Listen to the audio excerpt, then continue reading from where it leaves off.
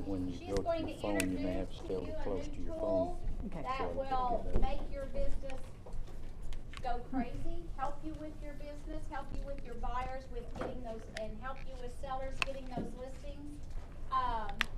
After her presentation, there are going to be 3 follow-up webinars next week, and I will be getting the information on those out to you either later this afternoon or tomorrow, and you can watch those at your leisure. But I'm going to just turn it over to Laura and let her do the magic with you. Yeah, thank you. All right, so I'm on. This just goes directly into there, so it doesn't magnify. Okay, perfect. All right. So let me just get rid of this. And there we go. We can get right. There we go. So everybody, thank you so much. I'm sorry that it's a little after 2 o'clock, but I do want to thank Jared. He was my chauffeur to get me down here, which is great because I would have never found it. And plus we had an incredible talk, so I know a little bit about you guys, and so I can also talk to you a little bit about my ties to your area here. So I happen to be, my partner is, her last name is DeCenzo, and she and all of her brothers, there's 7 kids in their family, they all went to Cardinal Mooney, and so they went to school with the Stoops and the Pellinis. And so Bobby Stoops and all the Stoops brothers and all the Pellinis are all best friends, and they go on family vacations together and spend Christmas together and all that stuff. So I have met the infamous Bobby Stoops. So and I guess that really connects me here, right? So I hate to say it, but everybody that's from Youngstown, even if they've been coaching at other places, they also love the second hated team in the United States, which is the Ohio State Buckeyes. Right behind, they're the most hated, right behind Alabama. And Jared was saying maybe that's a good thing. When you have a lot of haters, that means you're doing something right. So my guess is that's what I was thinking as far as real estate.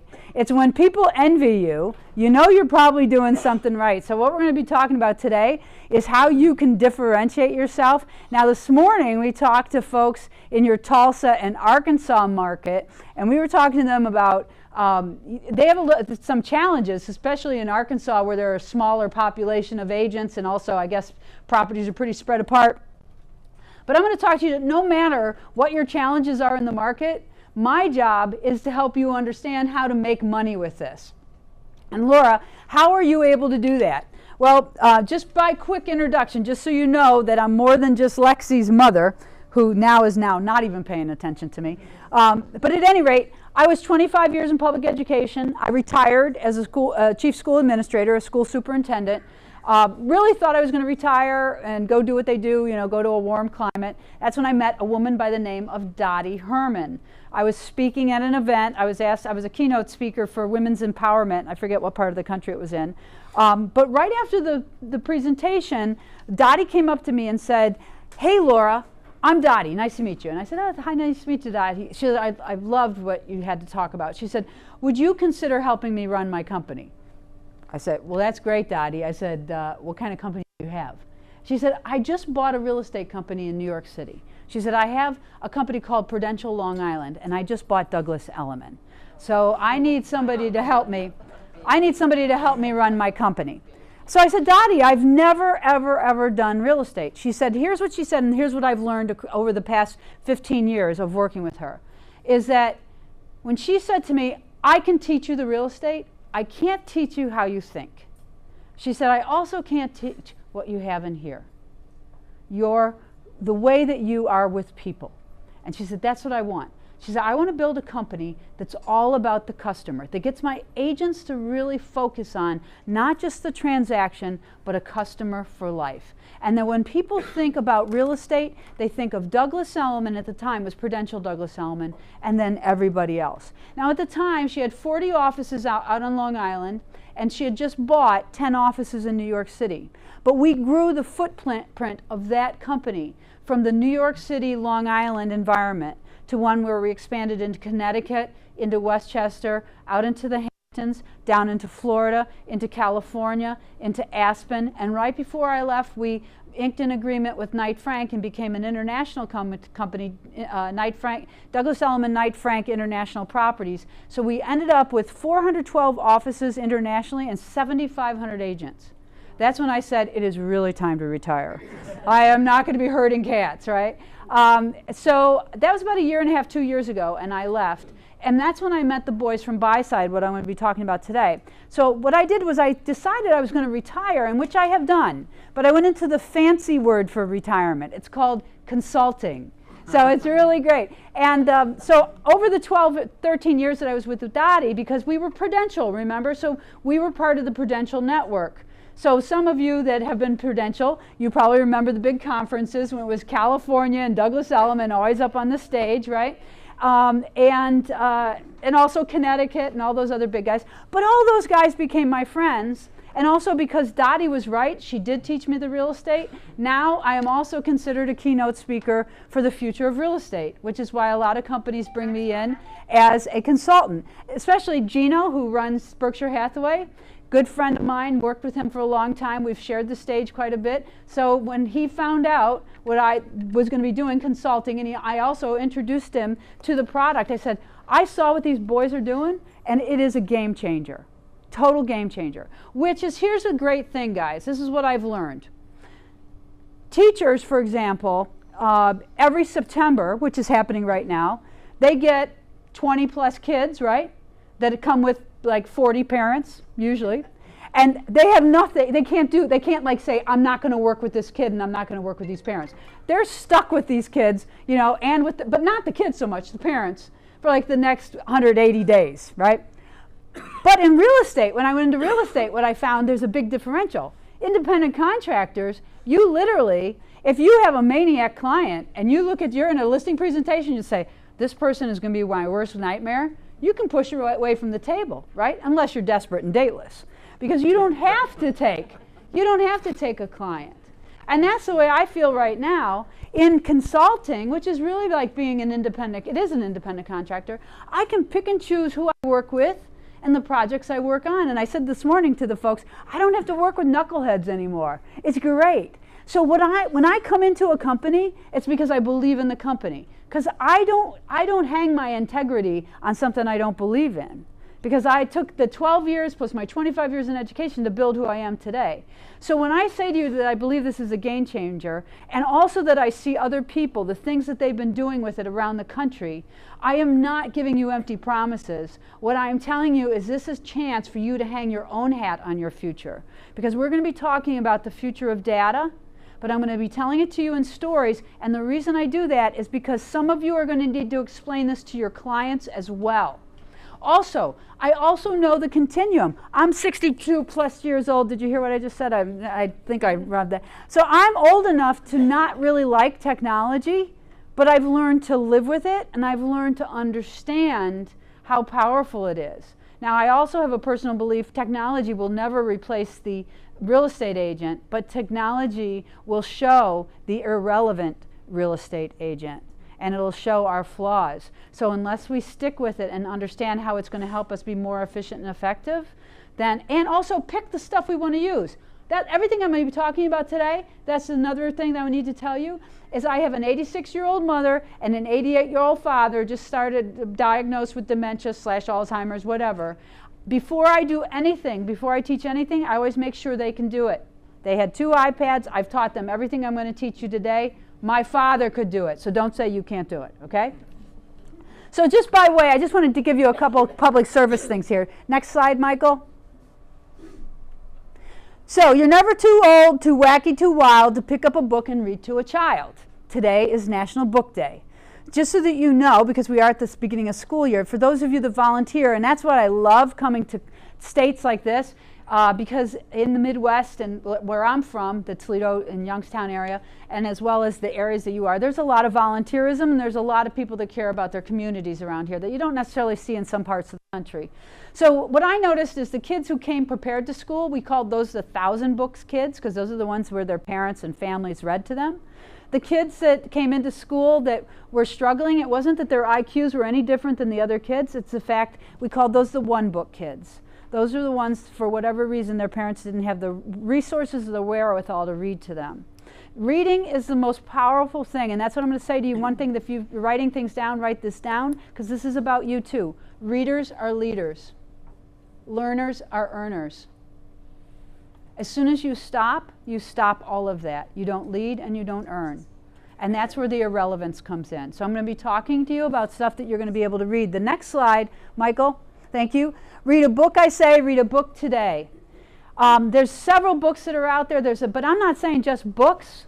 What I'm saying, listen to the news, not the crazy news. Listen to like the CNBCs and the Bloombergs and all that kind of stuff. What's happening as far as the economy? You know, you obviously want to know the geopolitical stuff, but this all impacts your business. This makes you, what I'm going to say today, which I'm going to talk to you about today, you are no longer, after today, you're no longer going to see yourself as a real estate broker. What you're going to see yourself is as a knowledge broker. Anybody, like Dottie said, I can teach the real estate. Anybody can put a lockbox on a house or tell somebody their house is beautiful or show a property. It's somebody that's going to be able to help sift through all the data that's going to be able to help people. And you're going to see that as we go forward. Thank you, Michael. We'll move on to the big next. Nikola Tesla, which I had an interesting conversation with Jared on the way up here. And we were talking about 9/11 and things that happened then. And I had no clue. Michael, you're going to be interested in this. First off, this is Michael Ehrlich, who was going to be talking to you. Say hi to Michael. Say hi, Michael, to everybody. Hi, everyone. Hi, Michael. So Michael's driving for us today from Parsippany, New Jersey. And he's also an agent there besides being a tech head. So he will also be able to answer questions. But Nikola Tesla, for all of us, I said to the folks this morning, we've all recently just come to know what a Tesla is, right? I mean, they've been around for a couple years, but now we're seeing them all over the place, these electric cars. And Elon Musk is the one that brought it together. Now, I had no clue why he called it a Tesla until I started reading about this guy, Nikola Tesla. Now, this is very interesting. This is from 1926. This is a quote by this man. So the reason I show this is because there also is a study out of the University of Stanford that said when people are faced with change, it was called change or die. Here's what happens. So for example, I have triple blockages, whatever, and I go in for a bypass. They do it for me, and then the doctor says to me, here's the things you need to do. You need to change your diet, you need to stop smoking, not drink as much, and you have to exercise more, right? And that'll keep you alive longer. Do you know when somebody's presented with that, 90% of the people do not change. Only 10% of the people will actually execute the change they need to stay alive. Because change, we are also resistant to it. Because we're wired to say that'll never happen. But think about this guy's brain in 1926. When wireless is perfectly applied, now he's talking wireless in 26, the whole world will be converted into a huge brain. The internet, right? 1994, the first time we ever heard of the World Wide Web, this giant encyclopedia that might be out there. Also, we shall communicate with one another instantly. The telephone. Irrespective of distance. Now, some of you might be too young in here. How many of us all remember long distance when we had to pay for it, right? And you don't have to do that anymore, right? So he says, regardless of distance, not only this, but through television, and at the time he called it telephony. Through television and telephony, we shall see and hear one another as perfectly as though we were face to face. FaceTime, Skype, things we never believed that we'd be able to do. We thought the Jetsons would only be able to do it, right? Despite the intervening distance of thousands of miles, and the instruments through which we will be able to do all this, you know what it'll do? It'll fit into our vest pocket, the smartphone. Being able to carry a computer around in your pocket. How many of us in here remember the first time that we saw or used a beeper? It was revolutionary, right? Now all of a sudden, I can be accessed at any time. But when it went, right? The very first one just went, and it told you a number, it came across, you'd have to run to a payphone or a phone and call them, right? And then it sort of evolved and it became a text thing. I was saying to the group this morning, I said, I can remember when I was a principal or an assistant superintendent at the time, and beepers, the only two people that would wear beepers in my little world were drug dealers and real estate agents. And so when you saw them, in fact, I didn't tell the group this morning, there was a second grader that came into school, because I always worked in the inner city. So this second grader comes into school, and he was wearing a garage door opener.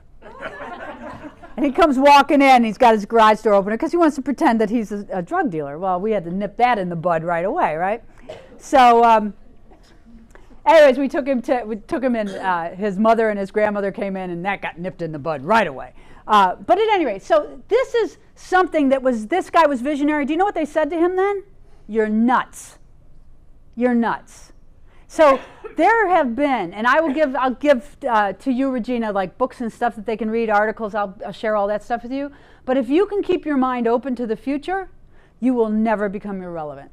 So how many of us remember this? Kids these days won't.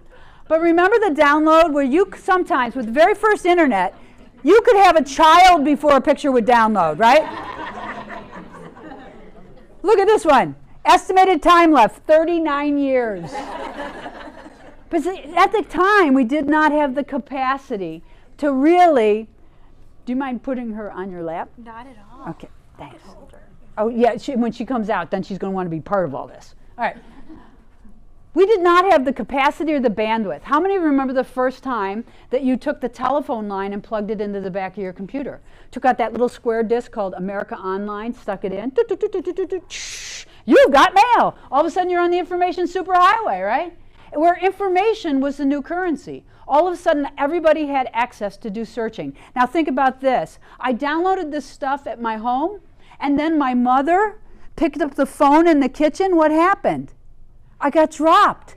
Did I go crazy? No, because I didn't know any better. We thought that's what the internet did. How many of you are old enough to remember when there was only one phone in a house?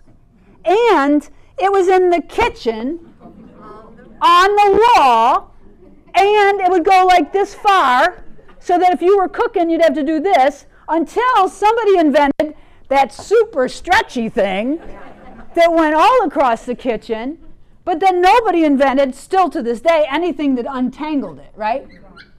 Okay. Do you mind? Sorry, guys. You're going to prison. No. So, but the thing of it is we all evolved from that. And I remember the first time my sister and I had a phone in our own room, and TVs in our own room. And the TV used to just be in the living room. But all of us, we've moved on. We've moved on. Now what do? He could be right now, and I wouldn't know it, he could be watching his favorite soap opera while I'm talking, because you can stream everything that you want from here, right? You can watch 2, 3 things at once. Well, please, people who are college football fans, how many of you watch 3, 4 games at one time, right? To keep an eye on it. But what's happened now is that with all this streaming and with this interactivity we have, data has become the new currency. So where the information superhighway once made us like this giant encyclopedia, that brain that's out there, and we were able to go retrieve information, now we create information. There's so much information we're creating because of what they call the social web. Do you know that the data on the internet right now, all the data on the internet doubles every 72 hours? Every 72 hours, the entire content of the web doubles. Now more than ever, I need you to be my knowledge broker. I need you to sift through all of that information. Now, I asked the group this morning, I'm going to ask you, because it's 2 hours away from where we were this morning, so it's going to be different here. So we have it up north. I don't know if you guys have it here.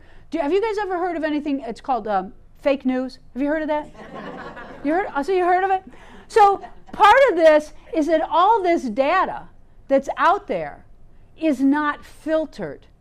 And so as a consequence, there's a lot of information that is not necessarily true information that's out there. So you need an expert to go through it with you, right?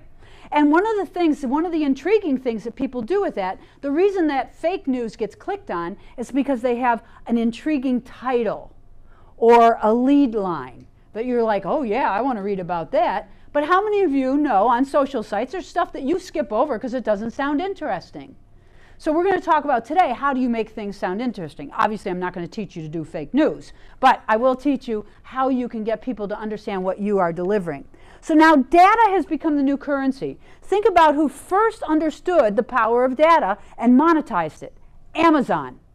How many of you remember the very first time you heard about Amazon or eBay? We did not, for those of you that are younger in here, and I can see several young faces, we did not trust the internet with our credit cards. We didn't put our credit card on the internet because we thought it was going to get stolen, right? Now, this last December, when you had to do all your Christmas shopping, or for those of us that had to do Hanukkah shopping, or both, right? How many of you would have given up your first 3 children for Amazon Prime? How many of you today, to this very day, get boxes at least once a week from Amazon? How many of you have ever ordered something from Amazon that you forgot you ordered and don't even know what it is? You didn't even know you needed it, right? But they have done such a great job of collecting data about us that they do what's called predictive selling. So let me tell you a little bit of what they do.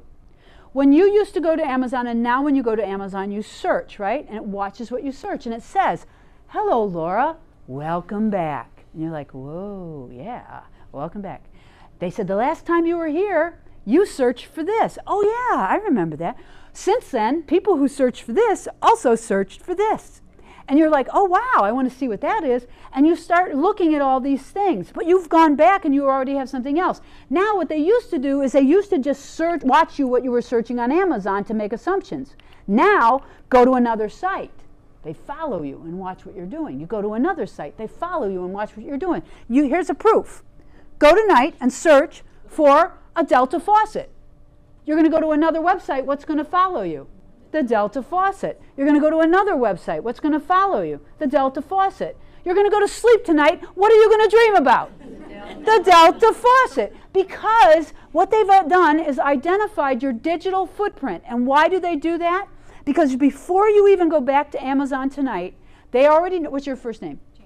Jan. They already know what Jan wants to buy. They are so sure of what Jan wants to buy, they have already shipped it to the distribution center nearest her, and they do it with an 87% plus accuracy rate.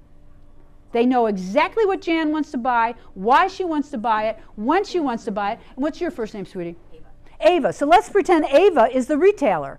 They go to Ava and they strong arm her and said, listen, we got a bunch of Jans out there that want to buy, I don't know, Spalding football. And Spalding, you better get your footballs there, or we're going to go to Nike and we're going to sell their footballs. So if you don't want to get there first, then we're going to promote Nike. So you can see what's happening here is that they understand product and they understand the purchaser. So here's the beauty on the brains of the buy-side guys.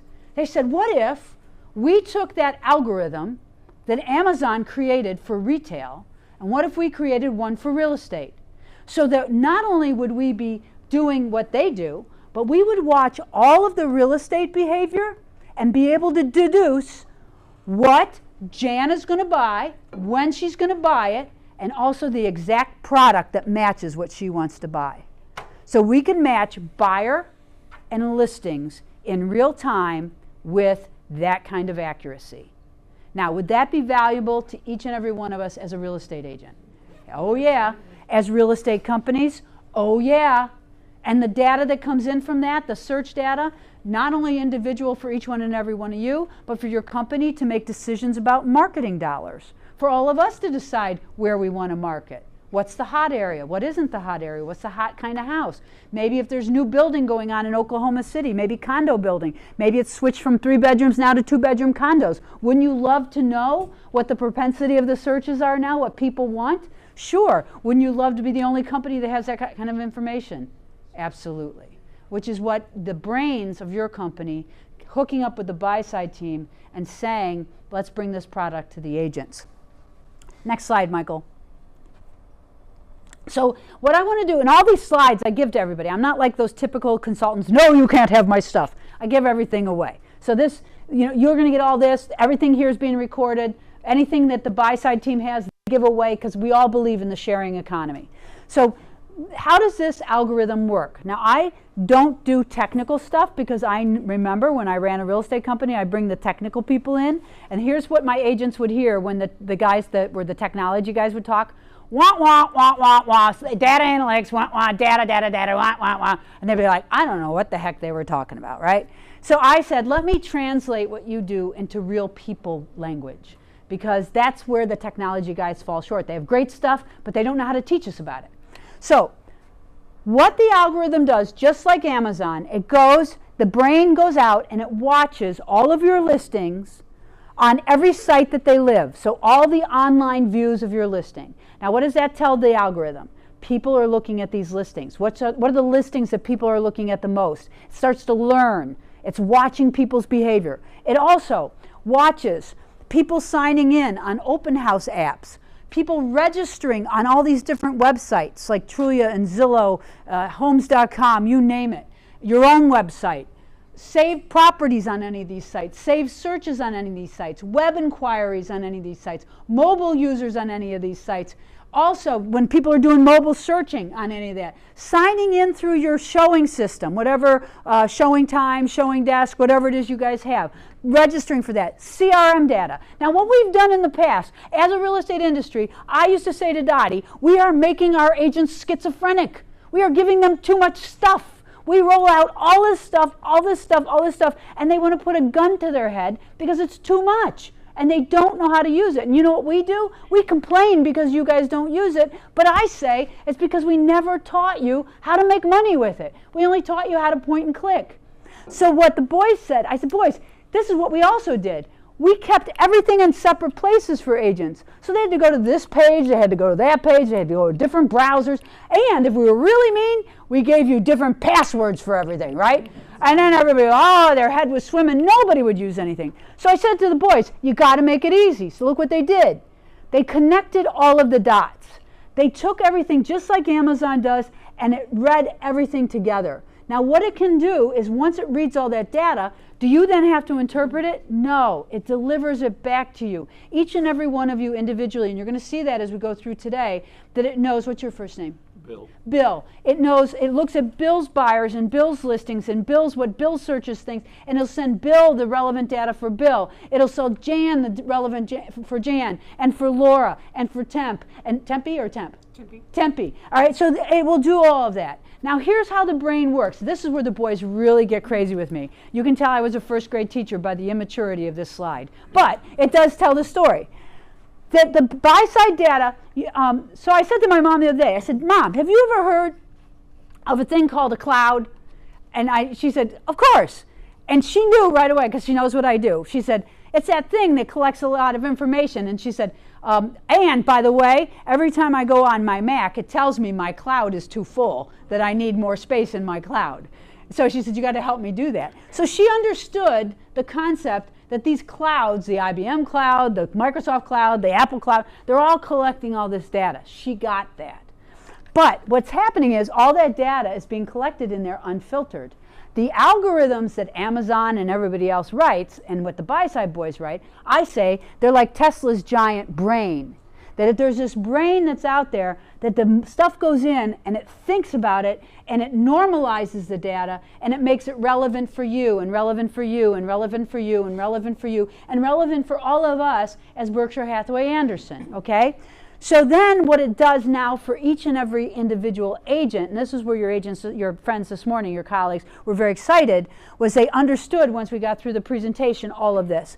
What it did was the brain then creates 3 what we call user cases. Things that I guarantee you that you are going to be able to start using the minute we finish this presentation and you figure out how to sign on, you're going to be able to go generate leads. Seller leads. Buyer leads are great. The name is misleading when it says buy side. We all love buyer leads, but what do we love more? Seller leads, right? We want listings. So they have developed, and I'll go through this with you, a proven system that's been used with all the big Berkshire Hathaways. I've worked with several companies, other companies as well, that are using this, and agents are getting success using this, and I'm going to talk to you about the psychology behind it, but we're going to help you generate seller leads. Now, what I said to the boys too is that I can give an agent a lead till the cow comes home, right? give you a lead, give you a lead, give you a lead. And we do that as companies. Where is the value in a lead? When it's converted. Giving the agents the tools to convert a lead into a real listing. So that's the second use case, which happens to be a real-time buyer report.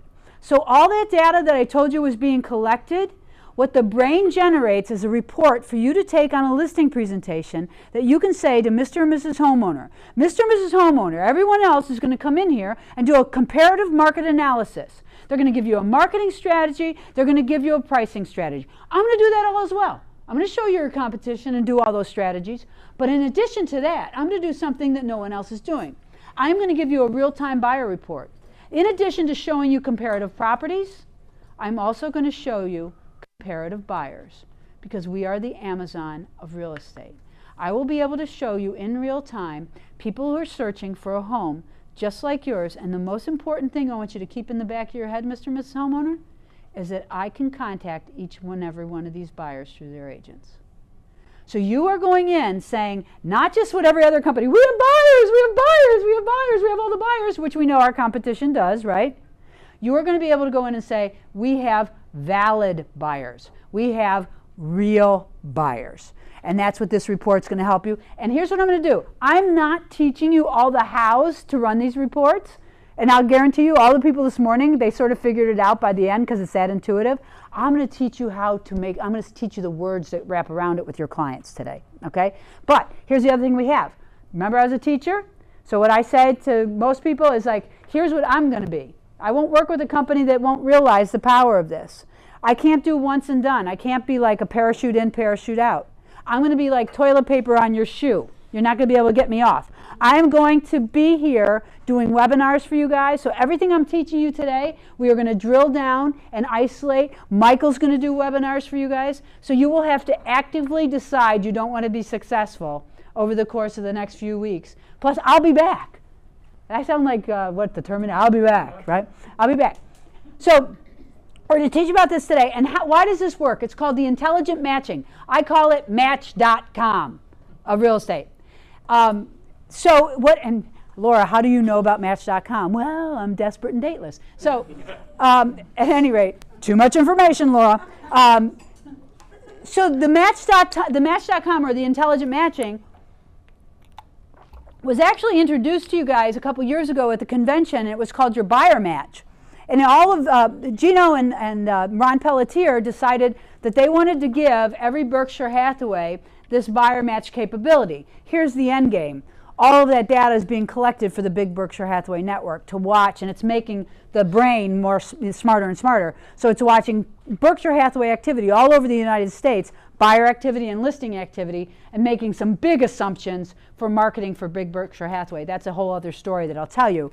But what this is doing for you guys is it's looking at all of your listings in every place they reside, plus all of your buyers, and we're going to talk about how those buyers get in there, right? And it's making these assumptions. Now it's sending the data back, as I said, to each and every one of you individually. So you will get your own data back from the brain because it's smart enough to know you. You will get your own data back from the brain. You will get your own data. Each and every one of us will get our own data back from the brain, as well as the company will get good data back, like I said, where the propensity of the search is happening, et cetera, like that, so they can do marketing decisions. Now, and you get the data. It's the data. Okay, at any rate, I've been working a long time today. So now what I do is, because I also believe, and there's what a lot of agents do wrong. They go in with a 50-page deck of PowerPoint slides to do a listing presentation. You know what you want to do? If you want to put your client to sleep, go in with a big deck like that, right? I say use PowerPoint to make a powerful point. So I'm done with PowerPoint right now. Those are my only slides. They help tell a story. So if you're going to do something in a listing presentation where you're going to use PowerPoint, and that's a whole other presentation I do, make sure that it weaves in your story, because people are visual. Show them pictures, tell the story. Show them pictures, tell the story. It'll be more memorable. All right, let's go live, Michael. So what you're going to be able to do is you are going to be getting your sign-on instructions. You're going to go in through your resource center, your single sign-on. Many of you already have been doing it, and you know the buyer match button is there. You're going to click it, but don't worry. If you don't know it, they're sending you an email that will tell you exactly. Plus, Jared and I were talking about this. This isn't going to be once and done. They're going to keep bombarding you with ways that you can sign in, reminding you. They're going to remind your managers to remind you. So, and then you're going to start reminding each other, because you're going to see how this builds on itself. You will start to, as you guys start using this is going to get stronger and stronger and stronger. All right, so your dashboard is very clean. And it's not like a technical dashboard. And the boys, I said to them, do that on design. Make it easy for the agents to use. The other thing is everything that is in this system, as well as any extra ancillary stuff that you guys have as a company, could be added in here.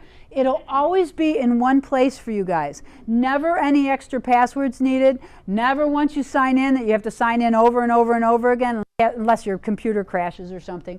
But you can see that everything I'm going to teach you about today is right across the top here. Very easy, very intuitive. Plus, I'm going to show you, even so that if you guys are like freaking out tonight when you're playing with it, I'm going to show you where the help button is. I'm going to show you how you can get instant help from the BUYSIDE team. So don't worry about it. Just sit back and enjoy the story, okay? So the very first thing is, once you sign into the dashboard, each and every one of you are getting your own unique dashboard. With that, you're going to go to what is called the home valuation site, and you're going to click on the marketing suite. You're actually going to click on everything tonight, but we're starting with the marketing suite. The marketing suite, remember that first use case, which was the home valuation site that I told you would help you generate seller leads? Is there any way we can turn off these lights right here just so it makes it easy? It's all, let's see how they like it. Is that better for people? Okay, nobody's going to go to sleep, right? All right.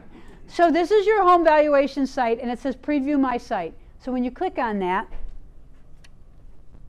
it takes you to your site, which is already personalized to each and every one of you. It has your name, your picture, your contact information. Make sure that is all correct, because sometimes the feeds come in a little wonky. Now, what I'm going to do today is very quickly take you through what a client will feel when they go through this. Now, why do I do that? Because so often real estate agents will get something and they don't think about it from the client's perspective because they're too busy. As long as I have you as a captive audience, I'm going to help you do this today so that you will also learn how to talk about this and also understand the psychology, why it's really helping you, okay? Because you will get questions. Your clients will question you. I guarantee it. It's happening all over the country. So you've shared this with somebody, and I'm going to teach you ways to share it. Don't worry about it. You've shared this with somebody, and they type in their address. So Laura types in her address, 2717 Southwest 110th Street in Oklahoma City. Now, what do people hate on most of these valuation websites? It's called the nasty word registration. Everybody hates to register, and most of these sites require that you give away every bit of information, including like where you're going to be buried and everything else, right? Nobody wants it. They'll run away to another site. They want relevancy. So the very first thing you're going to see is that I've typed in my address. I get just what you said. What's your home worth? Watch what you're going to get. I get, here's my market report prepared by Joe Broker, prepared by you, for this property. 3 bedrooms, 3 baths, 2,800 square feet, 2,700 square feet. Would we all agree that homeowners have a tendency sometimes to change the configuration of their homes? How many of your clients, how many people do you know are addicted to HGTV? All right? Doesn't make you crazy? Now everybody wants open concept. And because of the Waco people, they want shiplap, right? Well, this morning I made the mistake of calling the wackos from Waco, and I was told, no, call them the wackos. I love them. That's my favorite show. I love Chip and Joanna because they're so real. But please, what are they promoting? Shiplap. Here's a true story. I have a home out in East Hampton, and that's out at the end of Long Island. And there's no such thing as shiplap in Long Island. Once you go like north of here, there's no shiplap, right? And so now, all these people renovating their homes in the Hamptons, because of this stupid show, this lovely show, because of the show, they all want shiplap. Now, you can put in the Hamptons homes, these multi-million-dollar mansions, if I'm a builder, I could put in plastic shiplap. They would never know the difference as long as it looks like Joanna's kitchen, right? So we know that they do that kind of stuff, and they have, how many of us believe that the owners, their egos are as big as the state of Texas, right? So if I've done anything here, I want to change it. The boys gave them the ability to do that, that little pencil. That pencil says, edit this. The only way that you can edit it is by verifying ownership. Did we ask them to register? No. We've asked them to verify their ownership through single sign-on. So at every presentation that I'm at, I anticipate the question, well, what if people don't know what single sign-on is? Everybody knows what it is. My mother, who's 86, introduced me to it. Now, P.S., at the end, you're going to be able to figure out, we'll give you all our ways that you can friend us on Facebook, but I'm going to tell you right now, you friend me on Facebook, my mother will stalk you. You say something nice to me, she'll be writing you on the back end, you'll be getting a Christmas card. So just fair warning. But she taught me this. She said, Laura, look it. I'm Mother Teresa. I said, what do you mean you're Mother Teresa? I got a thing that said, what kind of saint are you? What saint are you? And she said, I did it. Now I'm Mother Teresa.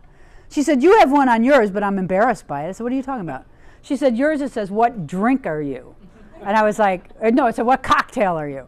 And I said, really? I want to see that. So I went to my page, and there it was, what cocktail are you?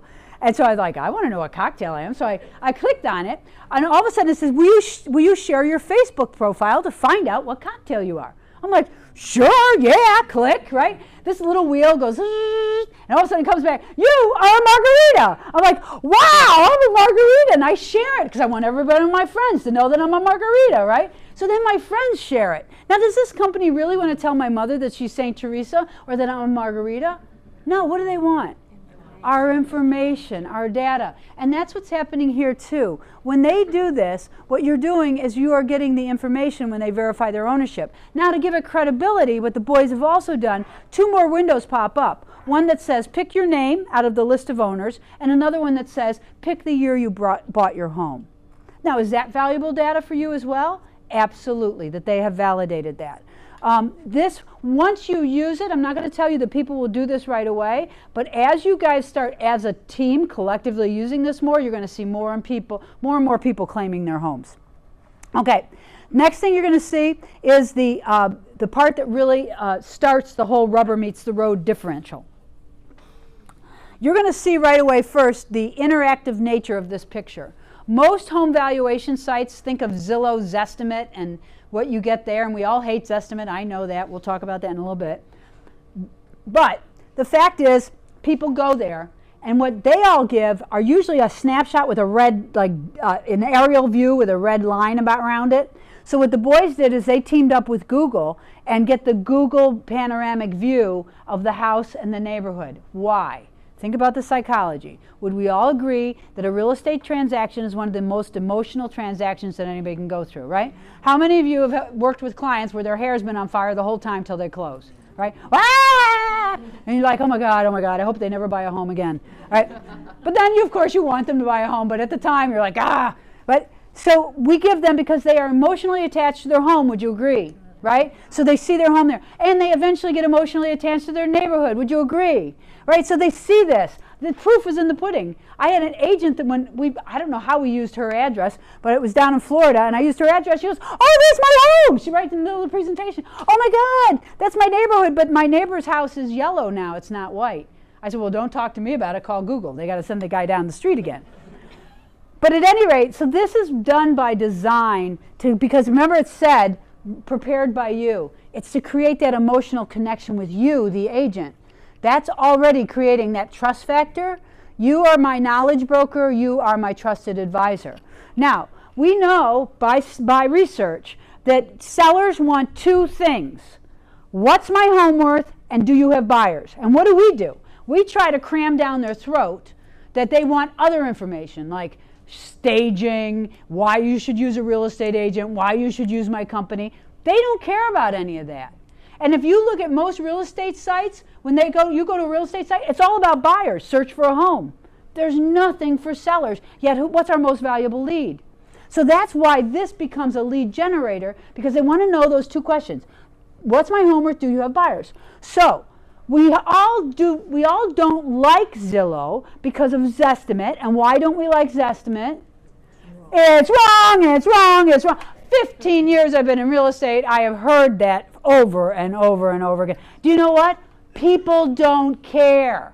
They go there over, and they don't care that it's wrong because we never give them the information. So what the boys did was, let's give them Zillow on steroids, right? So not one, not two, but three machine-generated evaluations. And look at this. It goes all the way from $199,000 to $276,000. I'm the homeowner. What's my home worth?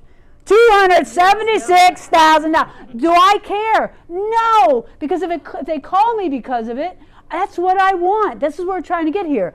So why did the boys do this? Do you know what the one reason why they did it? To confuse the public. It's true. Because what happens here, don't think that there's an appraiser in the audience this morning. She says, well, I have a problem with that because I'm an appraiser and those aren't accurate. I said, exactly.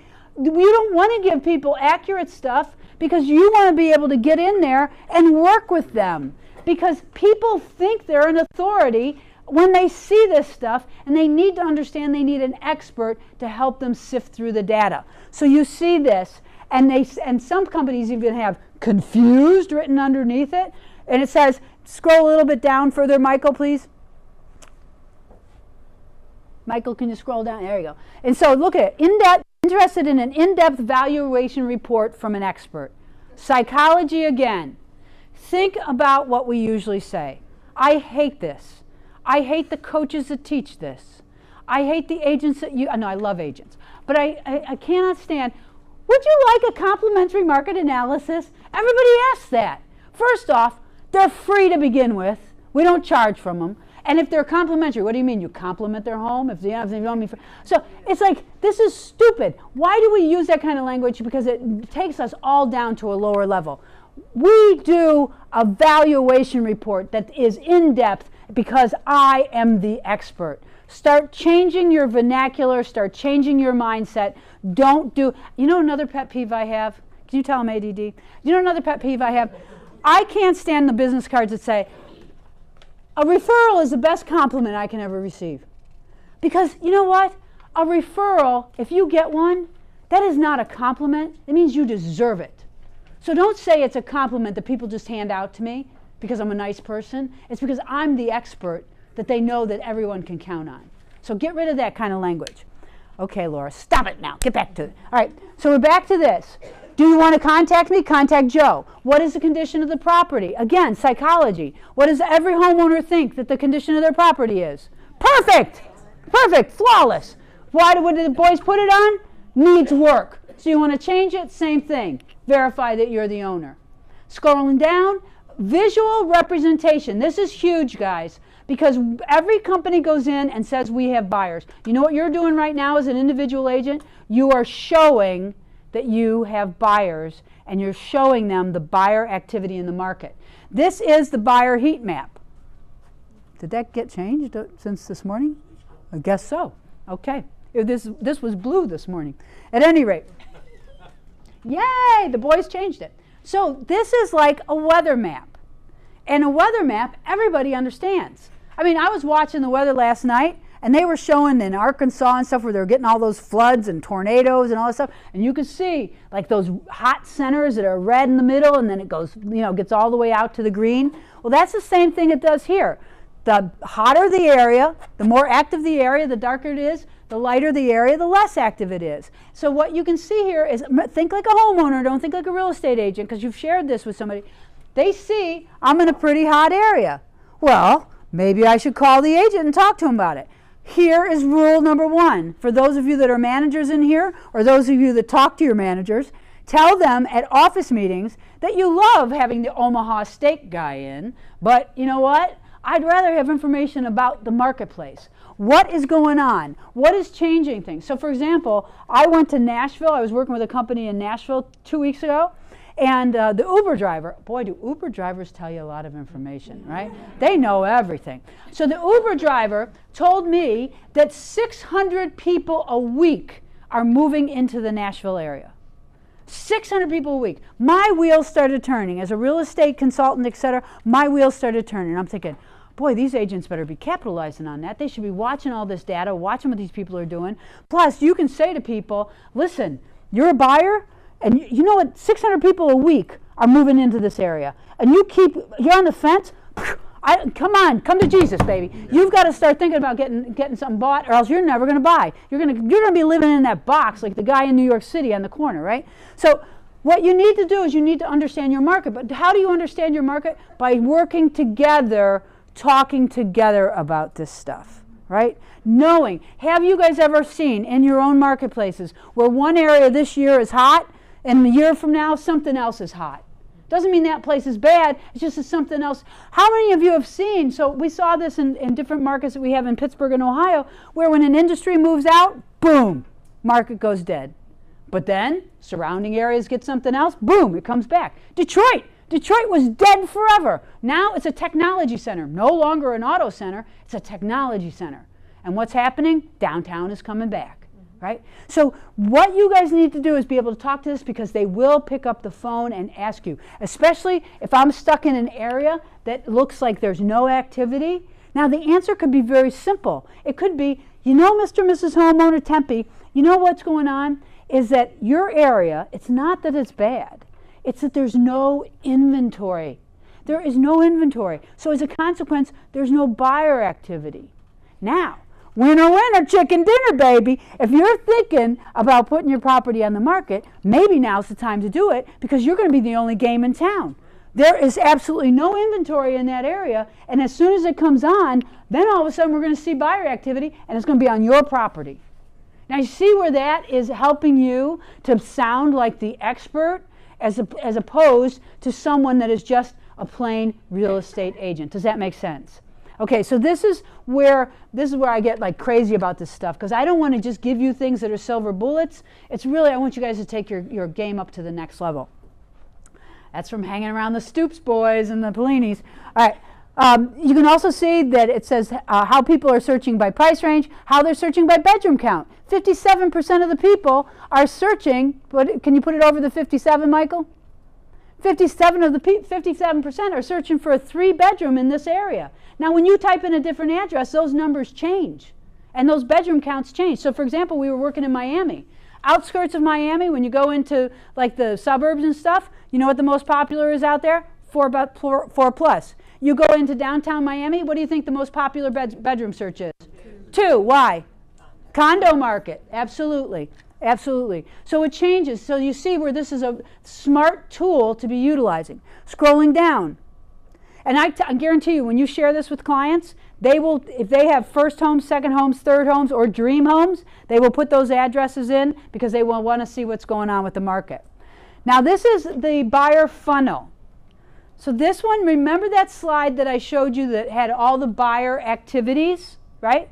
Each one of those activities, like an online search, that's one activity. Saving a search is another. Signing it as an open house, like that. So Laura might have 50 of these activities. So this is a duplicated count. You're going to have to explain to people that doesn't mean that you have 118 million people searching right now individually. This is a duplicated count, so it means we have a lot of searching going on. The question here, I'm going to give you an answer. The question will be why. The paper guy's here. Hi there. Come on. Do you want to buy a house? You want to sell a house? You come to the right place. You know, you could sell that box in New York City for $1 million. At any rate, so you say, they're going to say, why is that number so large? And here's the very simple answer. Well, it's very simple, Mr. and Ms. Homeowner, because we're Berkshire Hathaway. We're the largest company in the United States, fastest growing company in the United States. Also, we're growing nationally and internationally, so as a consequence, all of our listings get a lot of activity. All of our listings get a lot of activity, and so that's why that number is so large. Now, did you just say that everybody else in my marketplace are a bunch of losers? Yes. Yes, without saying it, right? Scrolling down, 158,000 activities were conducted on properties within a 5-mile radius of your home. Out of those, 27,000 activities were conducted on properties within a 5-mile radius of your home and in that price range that we showed you. Out of those, 21,000 of those were conducted on homes within a 5-mile radius of your home, within that price range, and in that same bedroom count. I am sitting at home in my bunny slippers. I see this, 21,000 activities. That's a lot of activity on a home like mine. Maybe I should give Joe Broker a call. At that point, then you're going to be able to capture them and then say to them, what I'd love to do is come give you an accurate idea of what your property is worth, as well as when I come to a listing presentation, and that's what we're going to do in just a few minutes, I will be able to show you out of those 21,000 activities the number of buyers who are actively searching for a property like yours, and those are buyers that I can contact their agents to let them know if your property goes on the market. Boom. This is the setup for that. This is the conversation to get them thinking about getting their house listed. Now, everything else you're going to see here is all by zip code. It's all stuff that they could find on any of these other third-party sites like Zillow and Trulia and all of those things. So supply side trends, homes sold quarter over quarter in this zip code. And you can see it's a dynamic number. 210,000 is the median price. 139 homes sold in this area, in this zip code in the last 90 days. Recent nearby sales. This makes me crazy with homeowners, but they all want to know what's sold near them, right? Now, what do we all know? Those are no way comparables. So why do you even want to know? Why wouldn't you want comparables right away? But they want this, so the boys make this and purposely called it recent nearby sales. But if you get to the bottom of it, you can see that they show that every one of these, they show enough information about it that it makes the homeowner wonder, well, those aren't like my home. Of course not, dummy. You know, of course not. That's not what these are. These aren't comparables. These are recent nearby sales, which is what you asked for. If you want a comparable analysis, let the expert help you. I'd be happy to help you. Scrolling all the way down to the bottom of the report, this is where the moneymaker is. Did you love this report? Would you love to receive it monthly into your email box? All you do is give me your name and your email address, and you will receive this monthly. Now, a question that came up this morning, who does it come from? Does this come from the company? Nope. It comes from you, and it comes from you, and it comes from you, and it comes from you. Each and every one of you, it will come from you individually. How does that help you? It keeps you front of mind with people that you don't even know sometimes. That your name is going to be going out there with this. So this is a huge dividend with respect to being able to share people, because people want to know this stuff. Also, a little hint that I didn't give out this morning, but I'm going to give to you guys. And Jared, you can share it with the folks from this morning if you like. When you're sitting at the closing table, tell your client what I've done, and this, in addition to giving you Omaha steaks, now I've signed you up for a monthly report that you'll be receiving from me every month that will tell you the value of your home and also the buyer activity on your home. And you will get it like clockwork every month. Anybody sitting at that closing table is going to love it, because people love to keep watching the value of their home. They're addicted to it. So that is a great way to keep you front of mind. Interesting NAR statistic. They do a survey, people who have owned a home for more than 5 years. They say to them, were you happy with the buying process? Three questions. Were you happy with the buying process? Yes, 100%, almost 100% of the people. Were you happy with the professionalism of your agent? Almost 100%, yes, absolutely. Third question, last question. What was your agent's name? Only 13% of the people remember their agent's name. Wow. Wow. Why? Because we don't stay in touch with people. So this is once and done for you. Once somebody signs up for it, you don't even have to think about it. So why should you share this? Because it's potential leads, and more leads, and more leads. And I guarantee you, here's what happened. People see this, and they share it with their friends. And we're going to show you how that happens. Michael, can we go back to the dashboard? So how do you share this? I'm going to show you 3 ways today. But in our webinars, what I do, Michael and I have come up with thousands of ways, and it's not just us. Michael is an agent, so he's come up with a lot of them, and I've had a lot of stuff that I've done as experience.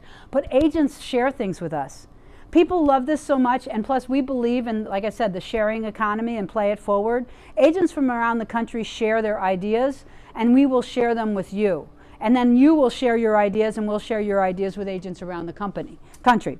But at any rate, the very first thing you can do is an email signature link. This is the easiest one.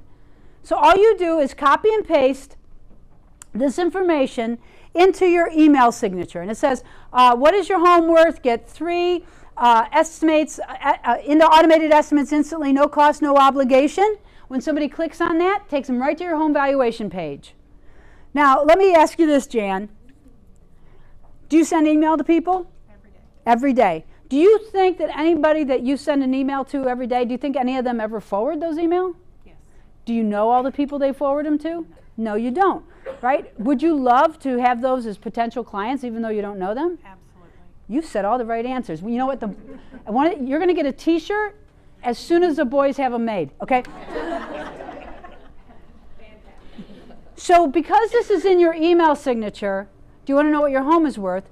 When it gets forwarded, people are finding other people are clicking on this link because it's intriguing, right? It's a good call to action.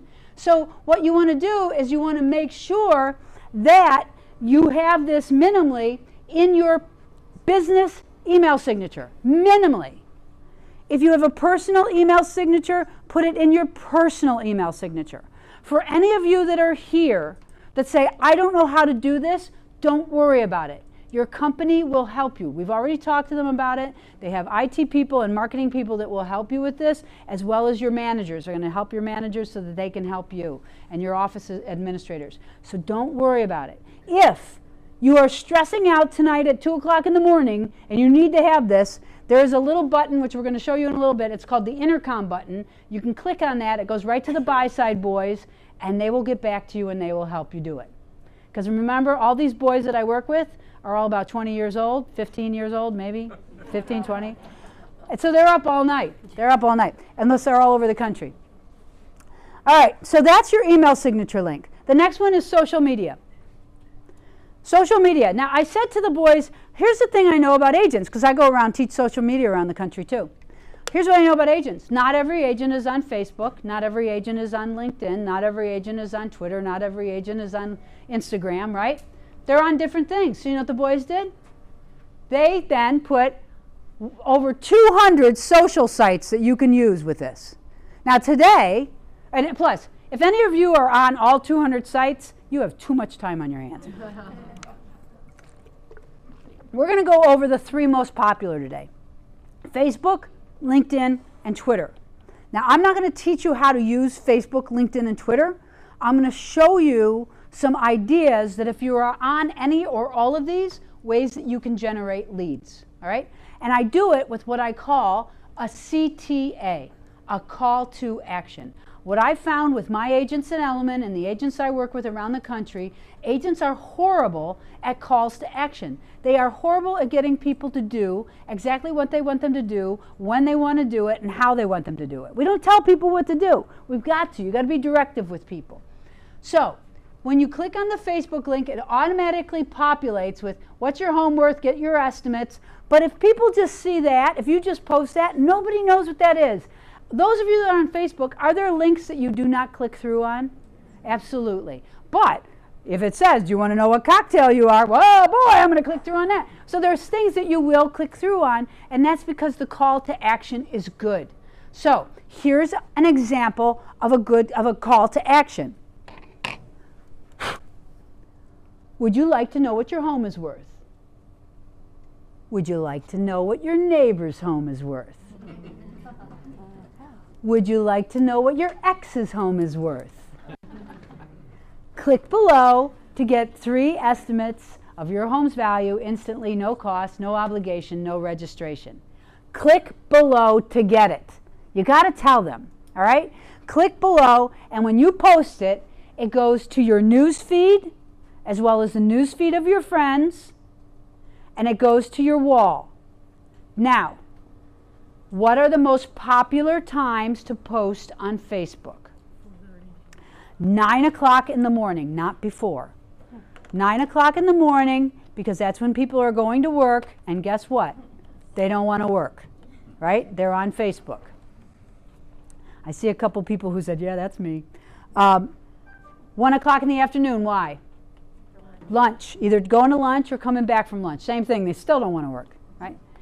And then from 6 o'clock till bedtime at night, because that's when all of us in the entire world are sitting on the couch with our phone, our iPad, our laptop, checking our email, checking Facebook, checking our texts, checking our listings, doing all that kind of stuff. We are not the only people that are schizophrenic and multitasking like that. It's the entire world is like that. And I realized it the other day. I was sitting, because I take care of my parents, I was sitting with my father watching TV, and I was doing all that. I'm texting people and all this kind of stuff. We're watching, I think, Death Valley Days or something like that. And at any rate, Dad says, Laura, remember when you and I used to watch TV and we'd have popcorn and a bottle of pop? And I was like, oh, you just crushed me, right? So I put everything down. But it made me realize that our new attention is being non-attentive. You know, or too multi-attentive. There was an interesting fact, and I love to give these things because I know realtors, when you go to parties and stuff like that, or to church groups or whatever, just little factoids. So do you know that distracted deaths are up 46% in the last 2 years? So that, and what we usually attribute that to is people who are texting while they're driving. How many of you see people still doing it? I can't believe it, right? They're texting while they're driving. But the article went on to say that the statistics are starting to pan out, that actually the advertising is working about don't text and drive. It's right now, do you care if I use your phone for a second? Thank you. It's right now, this is the distraction that is really happening. People walking down the street like this, or in the mall, or, you know, and going down an escalator. And they are, I saw it in the airport the other day. It was unbelievable. Right before I left Boston, I'm walking down the street with Lexi, and this guy was coming down the street on his machine, and I knew he was going to step on her because he was not going to pick up his hat, and I pulled her over to the side, but sure enough, he just went right past us with stopping, and I'm like, wow, this is really true. But also the reason I tell this is because it's not just us as real estate agents. Everybody is distracted. So to cut through the noise, you need to have good calls to action and good reason to pay attention, okay? So always remember that. All right, so that is Facebook. Also, please remember this. Share that, ask your friends to share on Facebook. People trust advertising 14% of the time. They trust word of mouth from their friends 86% of the time.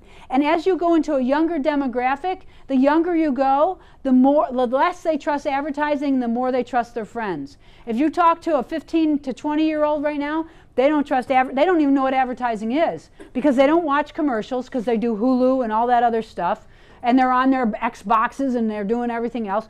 They don't even know. They don't know what print advertising is. They don't know what any of that is. So what you have to understand is your demographic that you're targeting. And so what you want to do is say to a friend, do this. Hey, check out my friend Laura's cool new home valuation site. It'll give you 3 values of your home instantly. Click below. Now, everybody on Facebook has an average of 200 friends who has an average of 200 friends who have an average of 200 friends. I'm going to pick on Jan again. So wouldn't you love to be able to, if you give it to a friend, they give it to their friends. Are all those your friends at that time? Not necessarily. They can be. And would you like them to be? Absolutely. And so somebody said to me the other day, they said, Laura, but some of my friends are other agents. And I said, yeah, so? And she said, well, what if they share it? I said, well, your contact information is on there. They've just screwed themselves, right? And so it's like, who cares? Who cares who shares it? If it has your contact information, it doesn't really matter. So don't worry about where it goes as long as your face is going with it, and there's no way anybody can take your face off of here. All right, the next one is LinkedIn. Facebook is like a backyard barbecue. So what are the 2 things we don't talk about at a backyard barbecue? Politics and religion. Now, what do people talk about now on Facebook? Politics and religion. Why? Because they like to fight. It's like one big free-for-all on Facebook. So, but that's what you wouldn't do on LinkedIn, because LinkedIn is like a networking site, a business networking site. So this morning there were 2 young girls in the presentation. So I said this word and they had no clue what I was talking about. Rolodex. They looked at me like, what's a Rolodex? I said, well, because I said LinkedIn is like a giant Rolodex where we used to all keep all of our contact information and our clients. You can have all that on LinkedIn, and you have all these professional associations on LinkedIn. So I said, okay, so then I thought, well, let me explain it a little better. So remember when we used to go to those networking breakfasts at 7:30 in the morning with our business cards? We'd pass one to an accountant and one to and they're like, 7:30 in the morning breakfast? And I was like, wow. But that's what LinkedIn has now replaced. What we used to do physically, in a sense, is now something that we can do digitally and stay connected. Now, what I'm going to talk to you about is as far as the call to action is an older gentleman from Berkshire Hathaway, California, and he's not on Facebook, he's not on anything else. The only thing that he's ever been on is LinkedIn. He generates 25% of his business from LinkedIn. So when we gave him the BUYSIDE tool, he was really excited because it gave him a new reason to do stuff on LinkedIn. So let me give you what he shared. He said, please share this with people around the country. So this is what he shared. His call to action. I would like to share my home valuation site. It delivers 3 estimates of one's home value instantly, no cost, no obligation, no registration. Here are the key phrases. Please feel free to share with your clients. Also, I would love your feedback. Please feel free to share with your clients. Also, I would love your feedback. So when talking to him, here's what he said. I don't necessarily get people right out of the bag sharing it with their clients. But what that phrase does get them to do is to click through to see what I'm giving them to share to their clients. When they click through and play with it, and they see that there is no registration required, and they say, hey, this is pretty cool, and I'm an accountant or I'm a lawyer or whatever, I don't know what to send to my clients. Yep, maybe they're going to do it. But most importantly, the second phrase, it says, also, I would love your feedback. Unlike Facebook, people are nice to each other on LinkedIn. It's a business site, and they help each other. They give recommendations, they'll give you advice, etc. So he said, when I get on the phone, what's your name, ma'am? Linda. Linda. When I get on the phone with Linda, let's say Linda is an accountant. When I get on the phone with Linda, or she says, thank you, I love your site, blah, blah, blah, I immediately put it in my tickler file to call her. Hi, Linda. This is Laura Scott. I'm so glad that you reacted. Thank you so much for your opinion of my site. I'd like to hear, as a user, did you find it user-friendly? He asked her a couple questions. And then he says, well, tell me a little bit about your business and how you get your referrals. And so she starts talking. Now, what is he doing? What's he developing here? He's developing a relationship with her. She's loving the compliments that he's given. He's asking her about her business. He's saying, I'd love to send you clients. Is she going to say no? No. And so what's hers? She's going to say, well, if I have anybody, I'll send them to you. And then he puts them, and he stays in touch. He doesn't do once and done. So that's why he only uses LinkedIn, but he uses it very smartly and very effectively. Does that make sense? So when we start to do the webinars with this, we'll drill down a little bit more, but think about ways that you can use this stuff and share it in your office meetings, guys, because you all have different circles on every one of these social sites. So it's not like your paths are going to cross. And I've learned one thing in real estate, there's enough of the pie to go around. The power of we increases the power of me. The stronger we can be as a group here, the stronger we're going to be individually, boots on the street, right? So that's LinkedIn. Twitter. Twitter has become popular in the last 18 months to 2 years. Yep.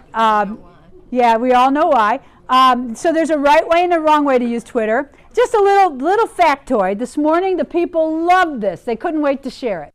So you know that since 2006, the Library of Congress has been collecting all of the United States generated Twitter posts, or they call them tweets, right?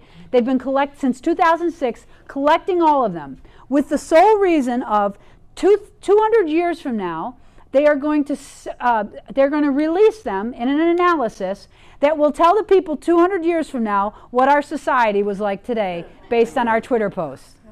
Oh boy. Oh boy. One of the guys this morning was like, oh geez, right? So it's very interesting, but Twitter is used by a lot of people. It's called a microblog and it's called a newsfeed site. So what you can with Twitter, you can post it anytime because it's like a 24/7 newsfeed. But here's the trick with Twitter. 140 characters or less. So for this, a call to action would be something like this. Get 3, the number 3, free estimates of your home's value instantly. Hashtag Oklahoma City, hashtag Oklahoma, hashtag real estate, hashtag go Sooners, or whatever. You know, whatever lights you up, you know, as far as a real estate agent. Why? Because the hashtags are the way the internet searches now. How many remember when a hashtag was a number sign? A pound sign? How about a tic-tac-toe board? Right? Well, now it is what they call an indexing tool. And this was another, I said to the one young girl this morning, I said, have you ever been in a library? She said, twice. And I said, oh my God. She said, I said, do you know what a card catalog is? She said, sort of. And so I said, well, you used to go to a card catalog and you'd look something up, like Appaloosa horses, and it would give you the Dewey Decimal number, right? And then you go to the aisle and find the book, and then you would do your research, or you'd find the microfiche or whatever. And she's like, oh, yeah, she didn't know. Well, I'll tell you, I can give you one up. This one, Michael, this is Michael right here, this little phone. Michael, I'm doing this presentation. I say Dewey Decimal System in the middle of it. He goes, who's Dewey? I'm like, oh my God, I am old. So, but this is the way, so you're going to see, for those of you that are on social media, etc., you're going to start, if you haven't noticed them before, the hashtags. They're very important, but here's the most important thing. Do not vomit hashtags. Don't put every hashtag in the world out there. Relevant hashtags, so that when it gets searched, they will find you. And you will see when you do Google searches now, a lot of times Twitter posts float up to the top because of the hashtags. So again, we'll go into a deeper dive when we do the webinars with you guys. All right, the third way, and Michael will, for those of you that are Instagrammers, Michael will do a webinar for you guys, or a video that will teach you how to use Instagram with this, okay? Just we can't pack everything into today. The other way is if you have an agent website, the boys give you the widget and the code. They give the code to you for free to put into your blogs or your own agent websites. Like there was out on Long Island, we had a group called SpousesSellingHouses.com, and it was a husband and wife team that sold houses out on Long Island. So if you have your own site, the only thing I do is a disclaimer. Since I've been traveling around the country, I've seen people get into a lot of trouble. Make sure that you know your Department of State rules before you create your own website or blog that says you're a real estate agent, because a lot of the fair housing and disclaimers and stuff, and plus the consumer protectionisms that are out there, you have to be careful because they will come after your license. So be very careful with that. Your marketing people can help you. They'll clear it and tell you if it's okay. Your office managers can help you. All right, so they give you the code for that. Michael, can we just real quickly show them Kate's website? This is a young agent. Her name is Kate Otesh. She works in Youngstown, by the way. She's the #1 agent in Eastern Ohio. The reason I show you this is because this morning there was a group, the Arkansas folks and some of the other people said, you know, we don't have a lot of business. The business is sort of flat. Things are not happening. I said, that's okay. You can still make business happen. I told them about Youngstown, about the fact that it's the only city in the country that continues to depreciate since 2008. It has not appreciated at all. So people are moving out like crazy out of Youngstown because what happened? All of the steel and coal jobs, it's all automated now. There's less people that they need. The only thing that they have in Youngstown is the Chevy Cruise plant. They're down to 1 shift and half the people because the robots are doing everything. So people have to get retrained, so they're going else to do it. But Kate is #1, even though she's in Youngstown. Why? Because she works her butt off. She is a single mom with 3 boys. 1 boy going into college, the other 2 boys, she's running around with them, taking them to baseball games, basketball games, and all that kind of stuff. But she's #1 agent because she's learned how to market herself. Also, she does not have a lot of money in her pocket, so she can't spend a lot of money on marketing. This is her Berkshire Hathaway website, that what she did, if we scroll down, she had the widget put onto her website. Can we scroll down, Michael? How much is your home worth? What she gets on this is she gets, by and large, about 95 leads a month on average. Now what she does with those leads, she divides them to A, B, C, and D leads. The A ones being the hot ones, the D ones being the ones that she wants to stay in touch with. That's how this kid generates business. Also, because she shares this in social media, etc., she does all the work that she does marketing this, by and large, is money that she doesn't have to pay for. It's all free stuff that you can do. We will also teach you some of this stuff. But she's a smart kid. She's getting her leads through here. It's making her look bigger than Youngstown, and we're going to show you why in just a few minutes. So anyway, that's Kate, sellitkate.com. You can friend her on Facebook. You can friend her on Twitter. She's very good on Facebook. She's very good on Twitter, and she's a Berkshire Hathaway agent. So well, you know what she does? She refers. So if she gets people, she knows you and you're from Oklahoma City and you're her friend on Facebook and she has somebody that's moving here, she will pick up the phone, she will call you before she calls Relo and says, I want to work with this person. So know that this stuff can work for you. Now let's show you how. Can we go back to the dashboard, Mike? So far so good, guys? Good. Okay. All of your leads, so you've shared all this. Where do my leads come? Remember I promised you, all in one place, my leads. All of the leads, as soon as somebody runs a valuation, it comes into your dashboard and you get an email notification.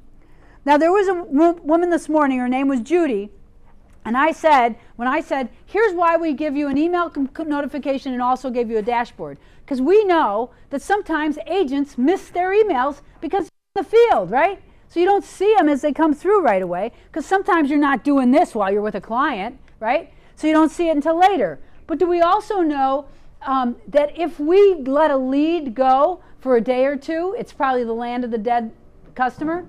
Yeah. So what I suggest is that you look at this dashboard at least once a day, along with your emails, but look at this at least once a day. Now, also let me tell you, so this would be good because if you're going to be doing training and stuff, that the boys, when they built this, it was mobile enabled first. They never built it out of the gate for a laptop or for a desktop. It was built for mobile. Why? Because that's where the world is going. So you can see this just as well on here as you can right now on this screen. Now, how do I know that? Because they do a thing called geriatric testing. And because they don't have a big focus group, I am their geriatric tester, and mom and dad. But according to them, if I can see it, they call this my antique. If I can see it on this old phone, and I can use it on this old phone, it should work anywhere, and it does. So I can see it with my eyes on that little phone. It works well. So if you get a notification and you need to pull over to the side of the road and take a look at it on your iPad or on your phone or on your Samsung, you're going to be able to do it. All right, so all the leads come in here. Now this is a demo site, right? So these are fake leads in a sense. So if people have left their contact information, it would be over here in this left-hand side. If they have asked for any of these things, such as a monthly report, an inquiry, or they claimed a property, it lights up green for you. Also, their contact information is shown here. This is hugely important. If somebody left their contact information, they are hot. You want to get in touch with them and talk to them right away, even if it's just to thank them for asking for a monthly report. If you'd like any more market information, I'd love to help you, because I guess you guys all have market reports and stuff here, right? I'm sure your company generates them. Mike, can we go back to the other ones? What if they haven't left a contact information? Well, they have in a sense because they've left their address. Also, what this system does is it date and time stamps the valuation. So imagine, instead of sending a recipe card, or today, no lie, yesterday in Boston, before I left, I looked at my mail, I got a postcard from an agent that said, don't forget to set your clocks ahead, or fall forward or fall behind or whatever. Don't forget to set your clocks this Sunday, or whenever it is. And I was like, really? You're a real estate agent. Why are you telling me about my clocks? Now, it's a true story. Matt Finn down in Florida, he works for Premier Properties in Florida on the West Coast. He sent a recipe card. It was for quinoa stuffed peppers. And on the back of it said, are you hungry for real estate news? I was like, well, that's pretty cheesy, right? So I called him and I said, listen, this was about a week later. I said, listen, I tried the quinoa stuffed peppers. They're great. But your marketing stinks.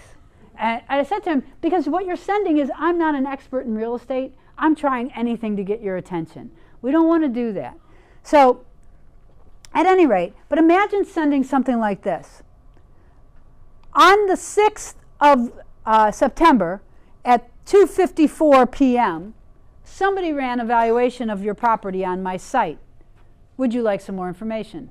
If it was you and you're thinking about selling, I'd love to help you. Love, Laura. Now, I see 1, 2, at least 3 bubbles that say, creep factor. Yes. But do you know what the new definition of privacy is? There is none. There is none. Every time you swipe your credit card, are you carrying credit cards right now with a chip in your wallet or in your back pocket? Yep. That credit card company knows where you are right now. They can find you on your chip. Do you have license plates on your car? Every state in the union right now has chips embedded in the license plates. They can track where you are. They know how fast you were going. They know all of that right now. Boom, boom, boom, they can hit you with it. Any of you wearing an Apple Watch or a watch like this? This knows exactly what you are, what you're doing, what your heart rate is. You know what this is? No, remember, I'm desperate and dateless. It's not a commitment ring. This is a Fitbit. This tracks my steps. It tracks my heart rate, my blood pressure, my activity level. Well, unlike a Fitbit, remember, how many of you have ever had a Fitbit? How many of you have ever tried to cheat the Fitbit? You want to get your 10,000 steps, so you're watching TV and you're going like this? Right? I only need 1,000 more steps, right? And you get it? Well, this, if your heart rate isn't at the capacity for your age and everything else, it won't count the steps. And it basically the next day in the app tells you, you are a big loser. You tried to cheat the system. I'm like, ah. Also, this tells you how you slept at night. So you leave this on, and honest to God, it's so good. Because I test it. Like, I was up at 2:30. It shows I was up at 2:30. I was restless because I was like looking at my emails. Boom, it checks it. So all this data is being collected about us. So what happens, one agent said to me, yeah, but what if somebody calls in there? I got a call and they were angry and they were mean when they called me. Well, how many real estate agents haven't had a mean client, right? You got to handle that. So if somebody calls you and says, how did you know that somebody ran a valuation on my property at that date and time? Well, it's very simple. Thank you for calling, Mr. and Mrs. Homeowner. But it's very simple. My company puts a high premium on data collection, and they've given us a bunch of tools. And the one tool that I have is a home valuation site. And you know there are many of those out there. Ours just happens to be built with a lot of psychology, and it's one of the best in the business. But unlike those other valuation sites that are out there, like Zillow and Trulia, etc., when somebody runs a valuation on my site, I let the homeowner know. Wow. Trusted advisor, because you're putting in their head, no, this is happening to you all the time. I'm at least telling you, right? All of a sudden, this is a relationship getter. I'm telling you guys, that is a postcard that is getting results for folks. The other thing is one of my pet peeves. How many of you cannot stand the magnetic calendars that don't stick to stainless steel? Right? I mean, I can't tell you the number of calendars I have on my washing machine because that's the only thing they stick to now, right? Or the outside of my car. You know, you can put them all over your car. So anyway, so that's your valuation dashboard. We will go into a deep dive about how you do reverse lookup and all that kind of stuff in the webinars.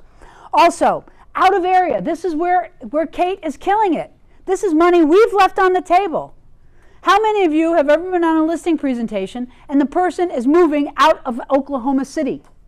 Maybe out of Oklahoma. Maybe going someplace like Florida. Can you help them? Of course you can. Can you help a buyer in Florida? Of course you can. Because here's what you can do, the same thing. Somebody ran a valuation on their property in Parsippany, New Jersey. Here's what Kate does. Dear Mr. and Mrs. Homeowner in Parsippany, New Jersey, on this date and this time, somebody ran a valuation on your home.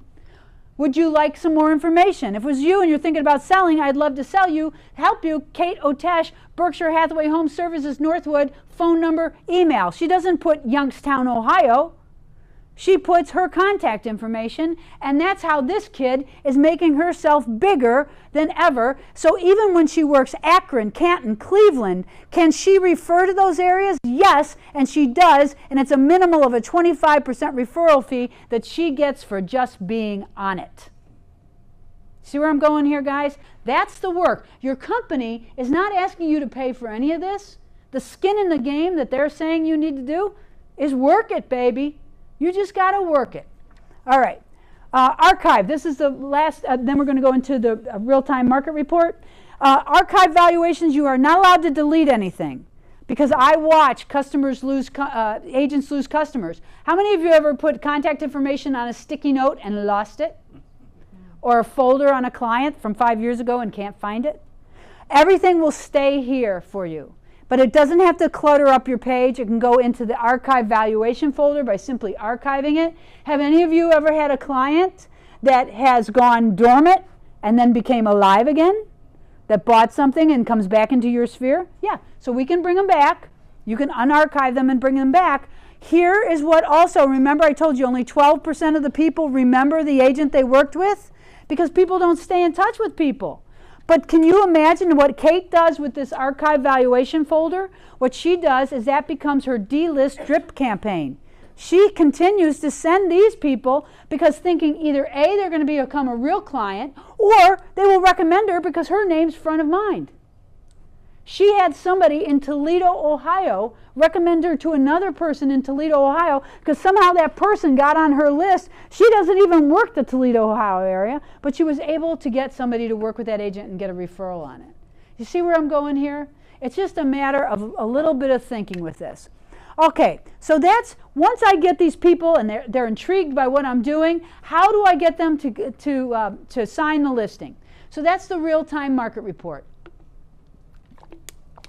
The real-time market report is what we do. It's called the buyer market analysis. Now, for every listing presentation you're going to go on, and those of you that are new to the business, you're going to start practicing with this. You need to practice because this is all about the story. Those of you that have a lot of experience in real estate, I want you don't have to raise your hand, but those of you that because I learned this from people who had 20 plus years in the business. They used to say to me, Laura, you got to have sales skills. It's about the sizzle. They want to believe that you already have the steak. It's about the sizzle. And one agent told me this one agent, her name was Betsy Green. Betsy Green is 89 years old and she is still working in Miami, Florida. Betsy Green said to me, do you know what I understood? She said, early on when I was a little girl, she said, we used to go past the movie theaters. And she said, we go past the movie theaters, and one of the reasons that people wanted to go in, she said, because you wanted to go see the movie. But the movie theaters had a pipe where they piped out the smell of popcorn out onto the street that would make people come in. Now, the next time you go to a movie theater, especially one in a city, notice that smell of popcorn does permeate outside of the theater because they still do it to this day. Because it's not about the popcorn, it's about the smell. It's about the sizzle that gets you to come in to buy. And she said, that's what I always remembered. She's an amazing, amazing woman. She has a twin sister who also works. They're amazing. At any rate, so you're going to, this is what you're going to do to prepare. You're going to type in the address of the subject property that you're going to go on. This is making me hungry. I keep looking at that. Well, it fell out of my pocket. I'll turn it over to money. Thank you. I'm not allowed to eat them, but I love them. She has a picture of chicken nuggets here, and I'm like, oh my God, that's making me hungry. So here's verifying the property details. 3 bedrooms, 3 baths, all the details about it. Here is a recommendation that you do not have to do. I have every presentation, agents say, I'm not doing that. Well, then don't do it. I don't care, right? So 3 bedrooms, 3 baths. Here's what I suggest. Call the homeowner. Mr. and Mrs. Homeowner, now listen to the words. I am preparing for our presentation on Friday. I am preparing for our presentation on Friday. What is today? Thursday. But all right, so for next Friday. I'm preparing. I just want to verify the data that I have here and all the details that I have, because what I am doing is I'm doing a comprehensive analysis of how we're going to market your home, price your home, as well as understanding the competition. So I need to know that all this data is accurate. Boom, you're using words that most people don't use, right? Are you still a 3 bedroom, 3 bath, 2,700 square feet? They'll tell you. That's it. Thank you for your time. Sorry to bother you. See you on Friday. Now, I have agents that say, I don't need to do that. I can get it from the public record. I can do that. I know you can. But what have you just put in that client's head? I am preparing. What are the competitors not doing in her head? Preparing, because nobody else called her. I have agents in New York City that say, I know that this is a super inconvenient request, But before I put together my listing analysis, which I'm going to do in the presentation, is there any way that I can come and walk your apartment? Preview your apartment.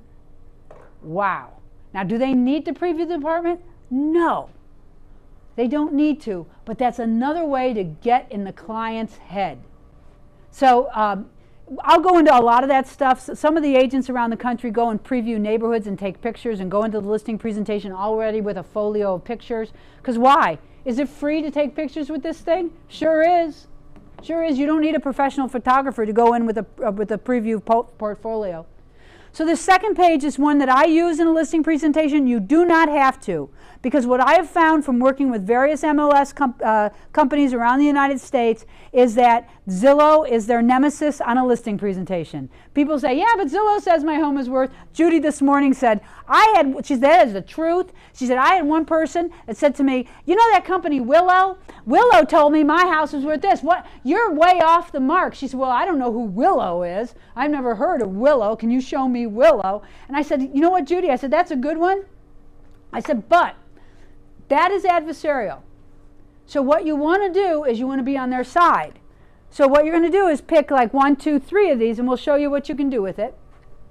1, 2, 3, or none. Thank you. 1, 2, 3, or none. You can also give your own opinion of value or not. You don't have to do this page. But for this listing presentation, I'm going to show you how I use it. Hit next.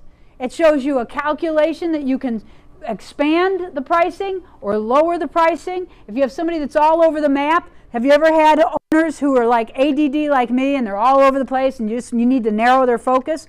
Well, maybe you narrow the price range. If you have a situation where you have no clue how you're going to price it, maybe you widen it. Now let me talk to you about why the numbers are small here right now, because you guys haven't started using this. Remember, this is real time, real data. I'm going to show you a couple tricks at the end where you can start getting data in right away. Your folks that had this morning's presentation understood it. I know that they're probably on it right now, adding data into the system, because this is going to be your secret sauce. Generate PDF.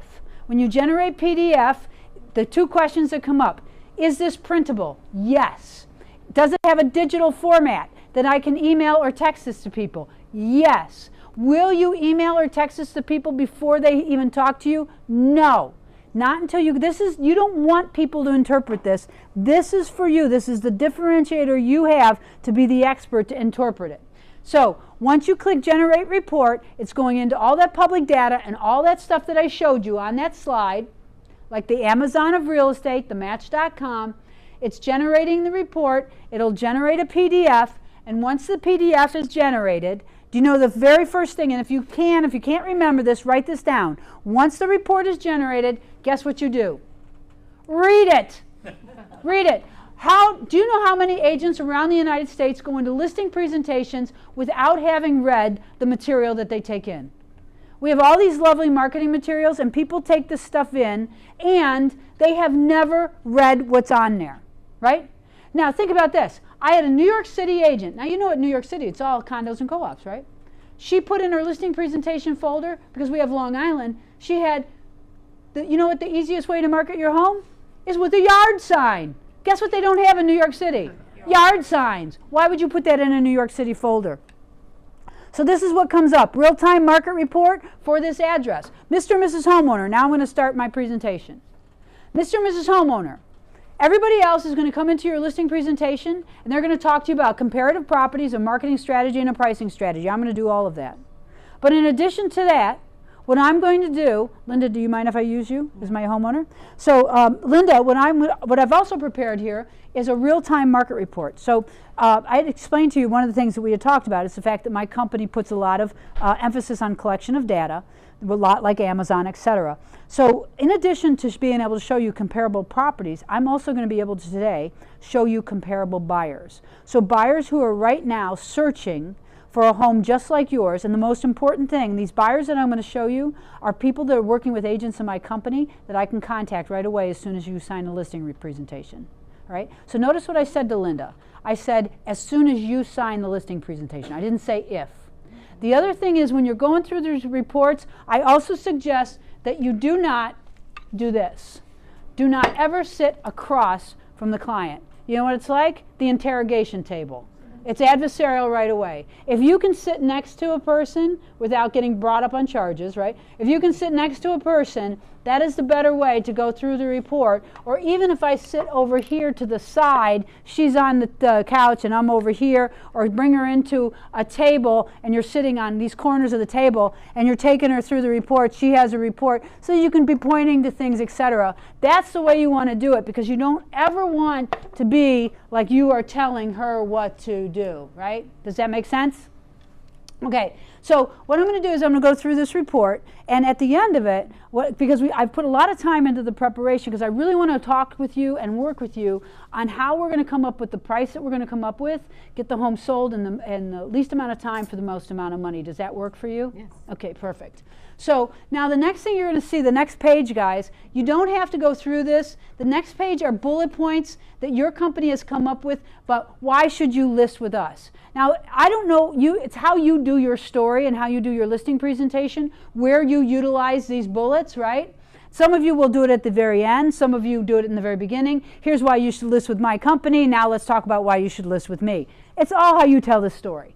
Again, you can rearrange this stuff. Scrolling down, the next thing you're going to see, and this is where I'm going to show you how this is so effective with the homeowners. So Linda, did anybody ever see that little kid that calls his mother Linda? Yeah. It's like, Linda, come on, Linda. So, see where my brain goes. So at any rate, so Linda, what I've done here, here's what I know, Linda. I know that you've probably done your homework. Because here's what we do know. Every homeowner has done an extensive search and research and think that they know more than you do. Especially the men. Sorry to say that, guys. But who really knows? Do you know who makes 89% of all the decisions in a household? The wife. Do you know who we look at when we're in a listing presentation? We typically look at the husband and don't look at the wife. So the women rule, men drool. No, that's not. I didn't mean that. So. He's married. He said, ain't that the truth? He's married. And he's got a female dog too, Dolce.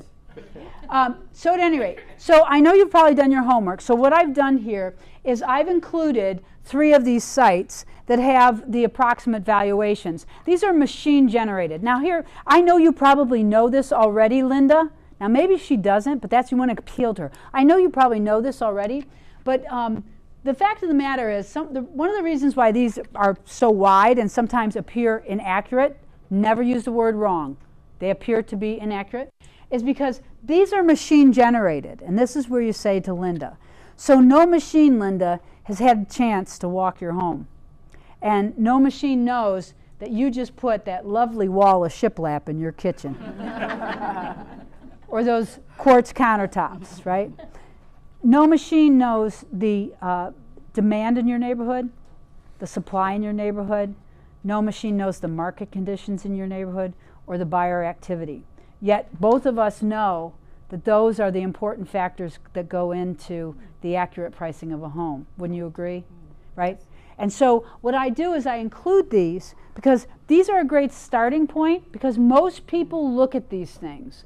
But what I want to do is go over all those factors today so that together we can understand those and come out at the right price for your home. You see where you've gone here? You're co-opting her. You're putting in her head, even if she didn't know that these were machine generated, she does now. She's never going to say, I didn't know that. She's going to say, I did know that. And she does know it. And guaranteed, the next time she talks to a friend, she's going to say, do you know those things are machine generated? And what I wanted to tell you too, Linda, is that the reason that these appear so wide and crazy is because they really only take into account bedroom count, bathroom count, and vicinity of nearby sales. And we both know that there's more that goes into the pricing of your home, especially since you did this lovely job on your kitchen. Boom. Or you have this lovely view of this pasture, or whatever it might be, right, guys? Okay. So we're going to scroll down. Now you've taken her off that. Now could Linda still have that 276 in her head? Possibly. But she's not going to be as adversarial with it right now because you are working together with her. So let's start to go through some of this. So Linda, this is what we call our buyer heat map. And on our buyer heat map, it operates just like a weather map. So, you know, the darker the activity, the more activity, just like a, you know, a rain or tornado or whatever. So, and the lighter is less activity. So the good news is, here it is that your property is in a real high activity area. Now, here's where you guys got to know. Why is her property in such a high activity area? Is it because there is no inventory and high demand? Is it because new kind of technology or something moved into the area? Is it because they just built a new division of, you know, the Oklahoma University? You know, whatever is there. Is there a new hospital there? I don't know what it could be. Did Amazon move in there? You need to know what's going to, because now would we all agree that in these areas that at some time there is premium pricing on homes? So even though your valuation and your comps may show one thing, you know that that view that she has and that kitchen that she has can get her probably an extra $10,000. That's where you know. So Linda, here's where we are. Here's what I'm excited about. You are in a high activity area because there is low inventory and a high demand. And the high demand is because there are X number of people that are moving into this area. We're pretty fast growing around here, or whatever. Or a company just moved in, so we have all these employees that are coming in and looking for housing. So here's what I'd like to do. I don't want to go crazy, because if we overprice too much, what we will be doing eventually is chasing the market. And we want to listen to what the market is telling us. While I would love to price this at that $276,000 mark, the market's telling us a different story. It's saying that we can get close to it, but here's my strategy. I think that we should play on the fact that we have high demand and low inventory. I think we should try to go for bidding wars. So here's the pricing I'd like to go for. And then you talk to her about a strategic price, because what I think we're going to be able to get. Now here's what, watch. They understand this now, where other sellers in the past did not. Why? Because they watch the flip or flop stuff, right? And they see people saying, it went over ask after 2 weeks on the market, because they talk about pricing and what they're going to do with it. So that's where you got to play to that in terms of, I have a strategy, it's based on data, I'm showing you the data right here, I'm showing you, now do you guys, I'm sure through your MLSs you can show supply, demand, and all that kind of stuff. You can weave that whole story in while you're telling this to help Linda understand Zillow is not pricing her home. Does that make sense? So this is where I say to the sales managers, this would be the great practice to have in your offices. This would be the great practices in training to role play some of these things, and or to get a responsibility buddy or accountability buddy to be able to work it off of one another. Plus, come to the webinars, because we go over this stuff over and over and over again, and you're getting this taped. Use everything that I have, right? But make sure, don't call it a script. I hate scripts. It's got to be your own voice. It's got to be your own brain. So take the ideas and make it yours. Does that make sense? Okay. Scrolling down, you're going to walk them through the funnel the same way. Now, agents around the country are using, you know, that page that I showed you where all the activity comes from? They take that to the listing presentation to put that down and show a client, this is what my company's doing. We're collecting data from all these sites. There's no other company that's going to come in and show that. And here's what's happening.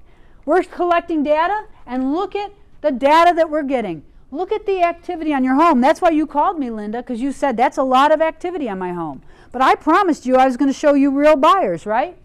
So we're going to scroll down, and we're going to show you right now. Now remember, you guys will start using this. This number will go up as you start to use it.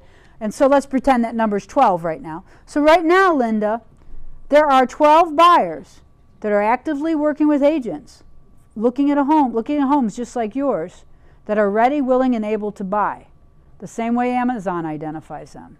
So as soon as you sign exclusive, I'll be able to activate your exclusive and your listing, and these agents will be notified, as well as I will be notifying them as well. Can I promise that all 12 will be on your doorstep tomorrow? I cannot, because that number might be down to 10 right now, because this is real time. It might be up to 15. Here's what I can promise you. Anytime a new buyer is associated with your property, as well as the other ways that we market, but anytime a new buyer is associated with your property, I will talk to those agents right away. How important is that to you? Now, they might not be ready to sign the exclusive, because some people still will hang on. But here's what I'm going to tell you that you're going to do. May I borrow your book? Oh, sure. Pretend this is the report. These owners hold on to this report that shows the number of buyers. Because if they interview somebody from Keller or someplace else that comes in, and I know Keller, they come in and they do, oh, we have all the buyers, we have all the buyers. Oh, the buyers stand out in front of our office every morning. The phone's ringing off the, really? Really, you have the buyers? Can you show me the buyers? Well, no, we are one of the biggest companies. We're Keller Williams and we're this and we're that. Well, Berkshire Hathaway was able to show me exact match buyers for my home. Here's what happens. Hemina, Hemina, Hemina, Hemina. And they look at the report and it says powered by BUYSIDE at the bottom, right? Here's what my boys get all the time once you guys start using this.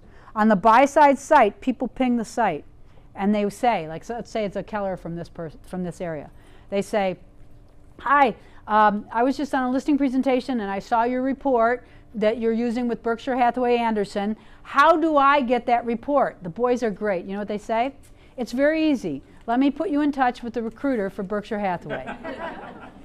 So this is, what I'm saying to you, this is your secret sauce. That's why you don't want to deliver it blind, all right? But this is also, you got to practice with this so that your deliverable meets exactly their expectations. Now, real quick, all your listings will come into the listings tab. Oh, I did it to you again. I talk so much he times out. Sorry about that. All your listings will come into the listings tab. What I need you to do is and he'll show you this in just a second. I need you to make sure that all your listings came in correctly. Because have you ever seen listings come in a funky way sometimes? Or how they get put on Zillow, it's pretty funky sometimes. You got to look here because we never know about connections and all that kind of stuff. So just make sure, go look at your listings tonight. Each listing you're going to see, remember this is a demo. When you click on the listing, it'll show you the matching buyers. It's taking a little time, chug-a-lug-a-lug. There we go. So now it'll show you the matching buyers that are in the system. As you guys start using it, there'll be more buyers that come in. Also, you can contact these buyers' agents. Now, what's your name, ma'am? Was that Ann. Ann? So Ann's at an office meeting. Ann has a buyer that's lost out on several things. Ann raises her hand when the manager says, does anybody want to share anything? She says, yeah, I have a buyer that's lost out on 3 properties, looking to move in the next 60 days. She'd like to be in a 3-bedroom, 2-bath, just close to blah, blah, blah in Oklahoma City. She's willing to spend up to $300,000.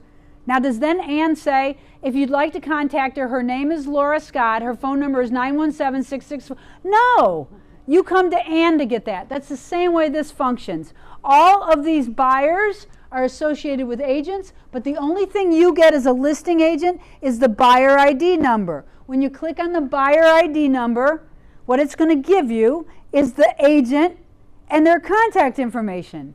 If it's Ann's buyer and you are the listing agent and you know Ann, pick up the phone and call her and say, hey babe, let's get this deal done, right? If you don't, your whole company is in this. So now, where Ann used to just raise her hand to her office meeting, you're raising your hand to the entire company. Everybody knows about your buyer because if they have a listing, I don't care if they are in Tulsa and they have a listing that matches your buyer, or if they are in Texas and have a listing that matches your buyer, Ann's going to come up as I have a buyer. Now, have you ever worked outside of the footprint of your office? Of course you have. Have you ever done referrals like to Tulsa or to Texas? I'm sure you have. This is huge. Also, have you ever gone for a pricing concession? We do it by our gut and we hate doing it, right? What if I increase or decrease the price of my home? What if I decrease by, let's say, $20,000? What it'll do as you put more into the system, it'll automatically recalculate the number of buyers at that new price point. See, Mr. and Mrs. Listen, I priced this at your price, and we said we were going to live with this for three weeks, right? Come to Jesus, baby, right?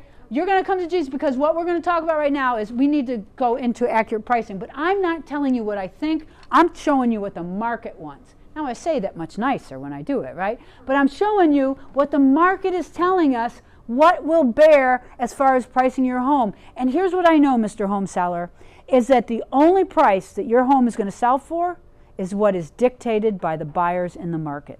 Now, don't we all know that? It doesn't matter what you put on that home. It's what buyers are willing to pay. And owners know that in their guts because you know what every owner is? A buyer. So they understand that. All right. Also, your buyers. The buyers will be coming in. Like if somebody looks at your listing and saves it on Zillow, etc., those will automatically come in. They will automatically come into your buyers tab, and each buyer is associated with matching listings right away. Also, how many of you right now, you don't have to raise your hand, but think about this, that you're working with buyers that a system might not know about? They're just buyers that you're working with. Those are your buyers right now that this evening you want to put those buyers into the system. And Jared and I were talking about some strategies that your managers will talk to you, but each and every one of you need to tell your colleagues too, when you see that Ann has a buyer in the system and she doesn't have enough information, Ann put in your buyer. When somebody says, I have a buyer, the first thing that's going to come out of your mouth is, listen, I might have a listing, but did you put that buyer in the system?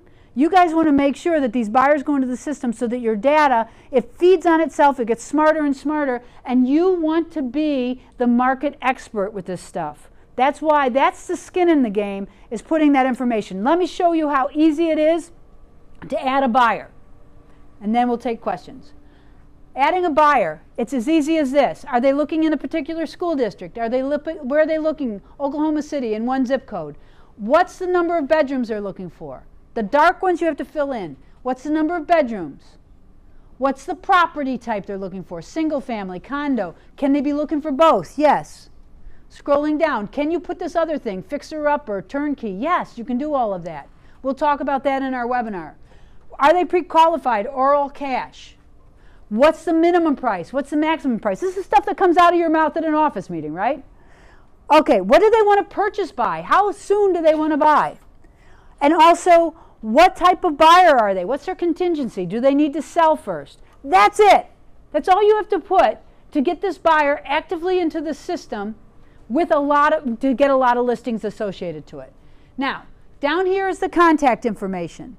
The contact information is only seen by you. Now remember, I worked in New York City. I shared with the agents this morning. In New York City, the agents eat their young. That's how aggressive they are. They don't trust anybody. They trust no one. And so what they say to me, I'm not putting my contact information there. The company wants to steal it. No, the company doesn't. Nobody cares about your contact information. This is about the data. But if you have some of your people that buy into those kind of conspiracy theories, that's okay. They can put aliases up here, like Mickey Mouse 1, Mickey Mouse 2, Mickey Mouse 3. As long as you know who those people are, fine. Have at it. But nobody's going to look at your contact information. The only people that see it is you. In fact, the company can't see it. Your manager can't see it. You are the only person, unless you share it with somebody. If you share it with somebody, that's okay too. And then you click Add a Buyer, boom, it goes into your system. Real quick, Michael, I just want to show them, how many of you have ever gotten a listing or a coming soon listing where you got it like on a Thursday and you can't wait until Tuesday to tell everybody about it? Boom, you just put the listing in here. It'll automatically go look for buyers on that day that you found the coming soon. There it goes, boom. As listings go in, it's automatically done for you. These are the coming soon listings. So real quick, Michael, let's show them each tab. So you go in through your single sign-on on your resource center. You're going to go to your dashboard. You're going to go to the marketing suite. You're going to check out your home valuation site. You're going to look at some of those ways that you can share it. You're going to always be looking at your My Leads section, especially once you start sharing this, and the Out of Area button. You want to look there too as well. You're going to start practicing either collectively or individually with the Real-Time Market Report, the BMA, for going on listing presentations. You are also going to go into the My Listings tab. Make sure that all of your listings have come in. You are going to go to the My Buyers tab, and you're going to see the buyers that are there, and you're going to start adding buyers. You are going to also know that when we do the buyers and listings webinar, I'm going to teach you other ways that you can share buyers on social media and get listings that way too. So we'll show you a lot of other tricks. Also the add button, real quick, Mike, the add a buyer, add a listing, that's where you want to go there. And then right under your little face is a help button. You click on the help button and you can see here, you can get the user guide. You can get webinars that are out there. Also, see this little green button? This is one I told you about. That's where the BUYSIDE boys are. Look at right there. There's right now we've got Eric, Todd, and Brian on there. You just write, "Help me, dude," and boom, they'll tell. So if you have suggestions or questions, or how many of you have ever woken up, have awakened in the middle of the night and you can't get back to sleep?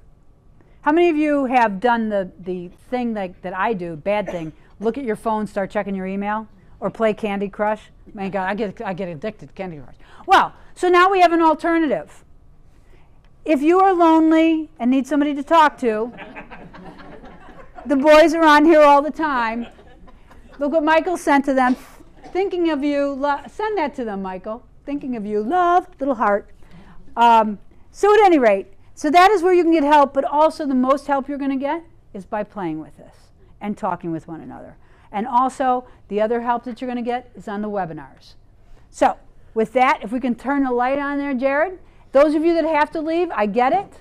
We started a little late, but I will stay here for questions. Anybody have a question? Yes, ma'am. I do. So I just want to make sure I understand the buyers that are coming up are buyers that are working with Berkshire Hathaway agents only. Yes. Not outside of Berkshire. Right. So that question came up this morning. And again, I can be nothing but honest. Could this show up with other companies that have buyers out there? You can technology can make anything happen. It's a business decision on your company's part what they want to do.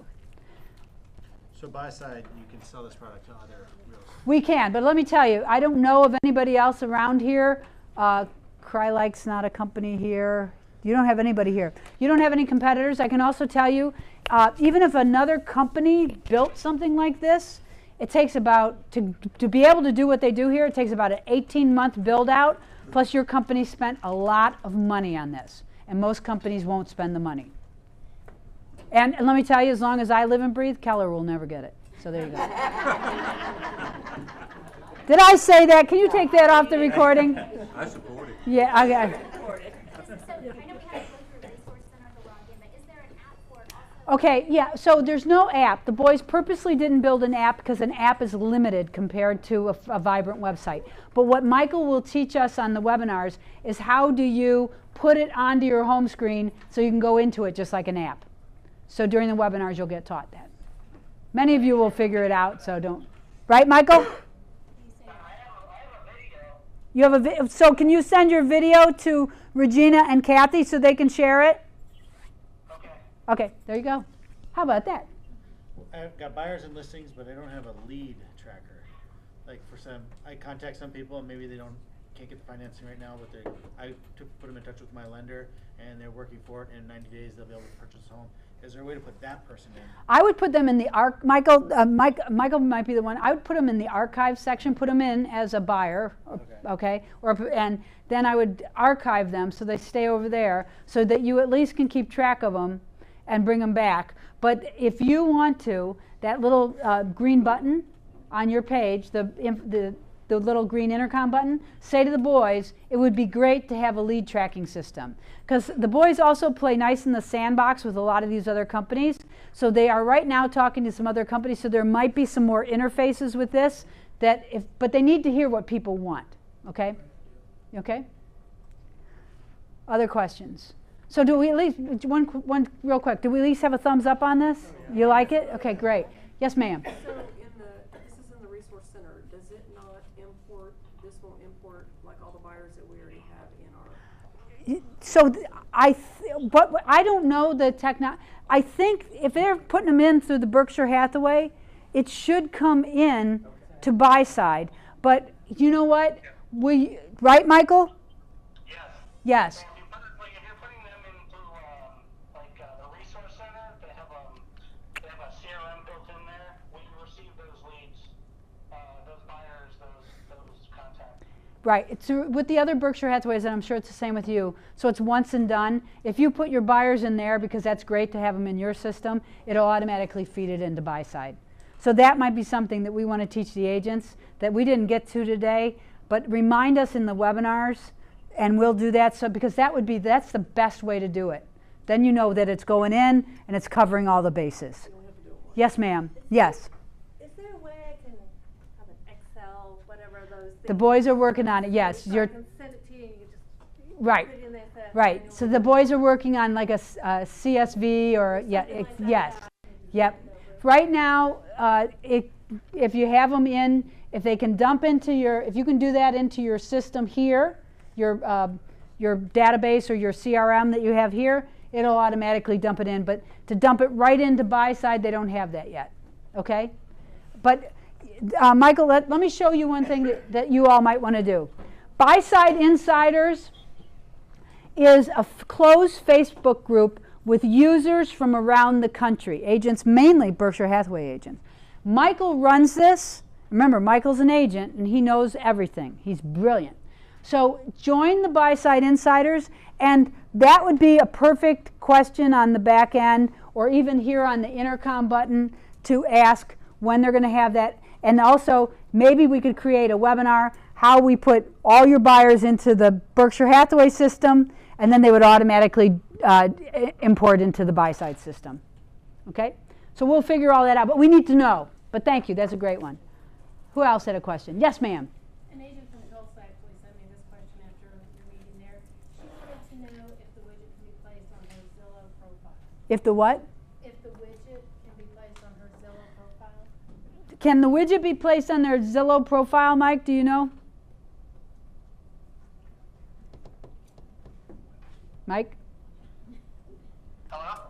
Yeah, can the I widget? don't think Zillow accommodates that. No, you don't think Zillow will? Okay.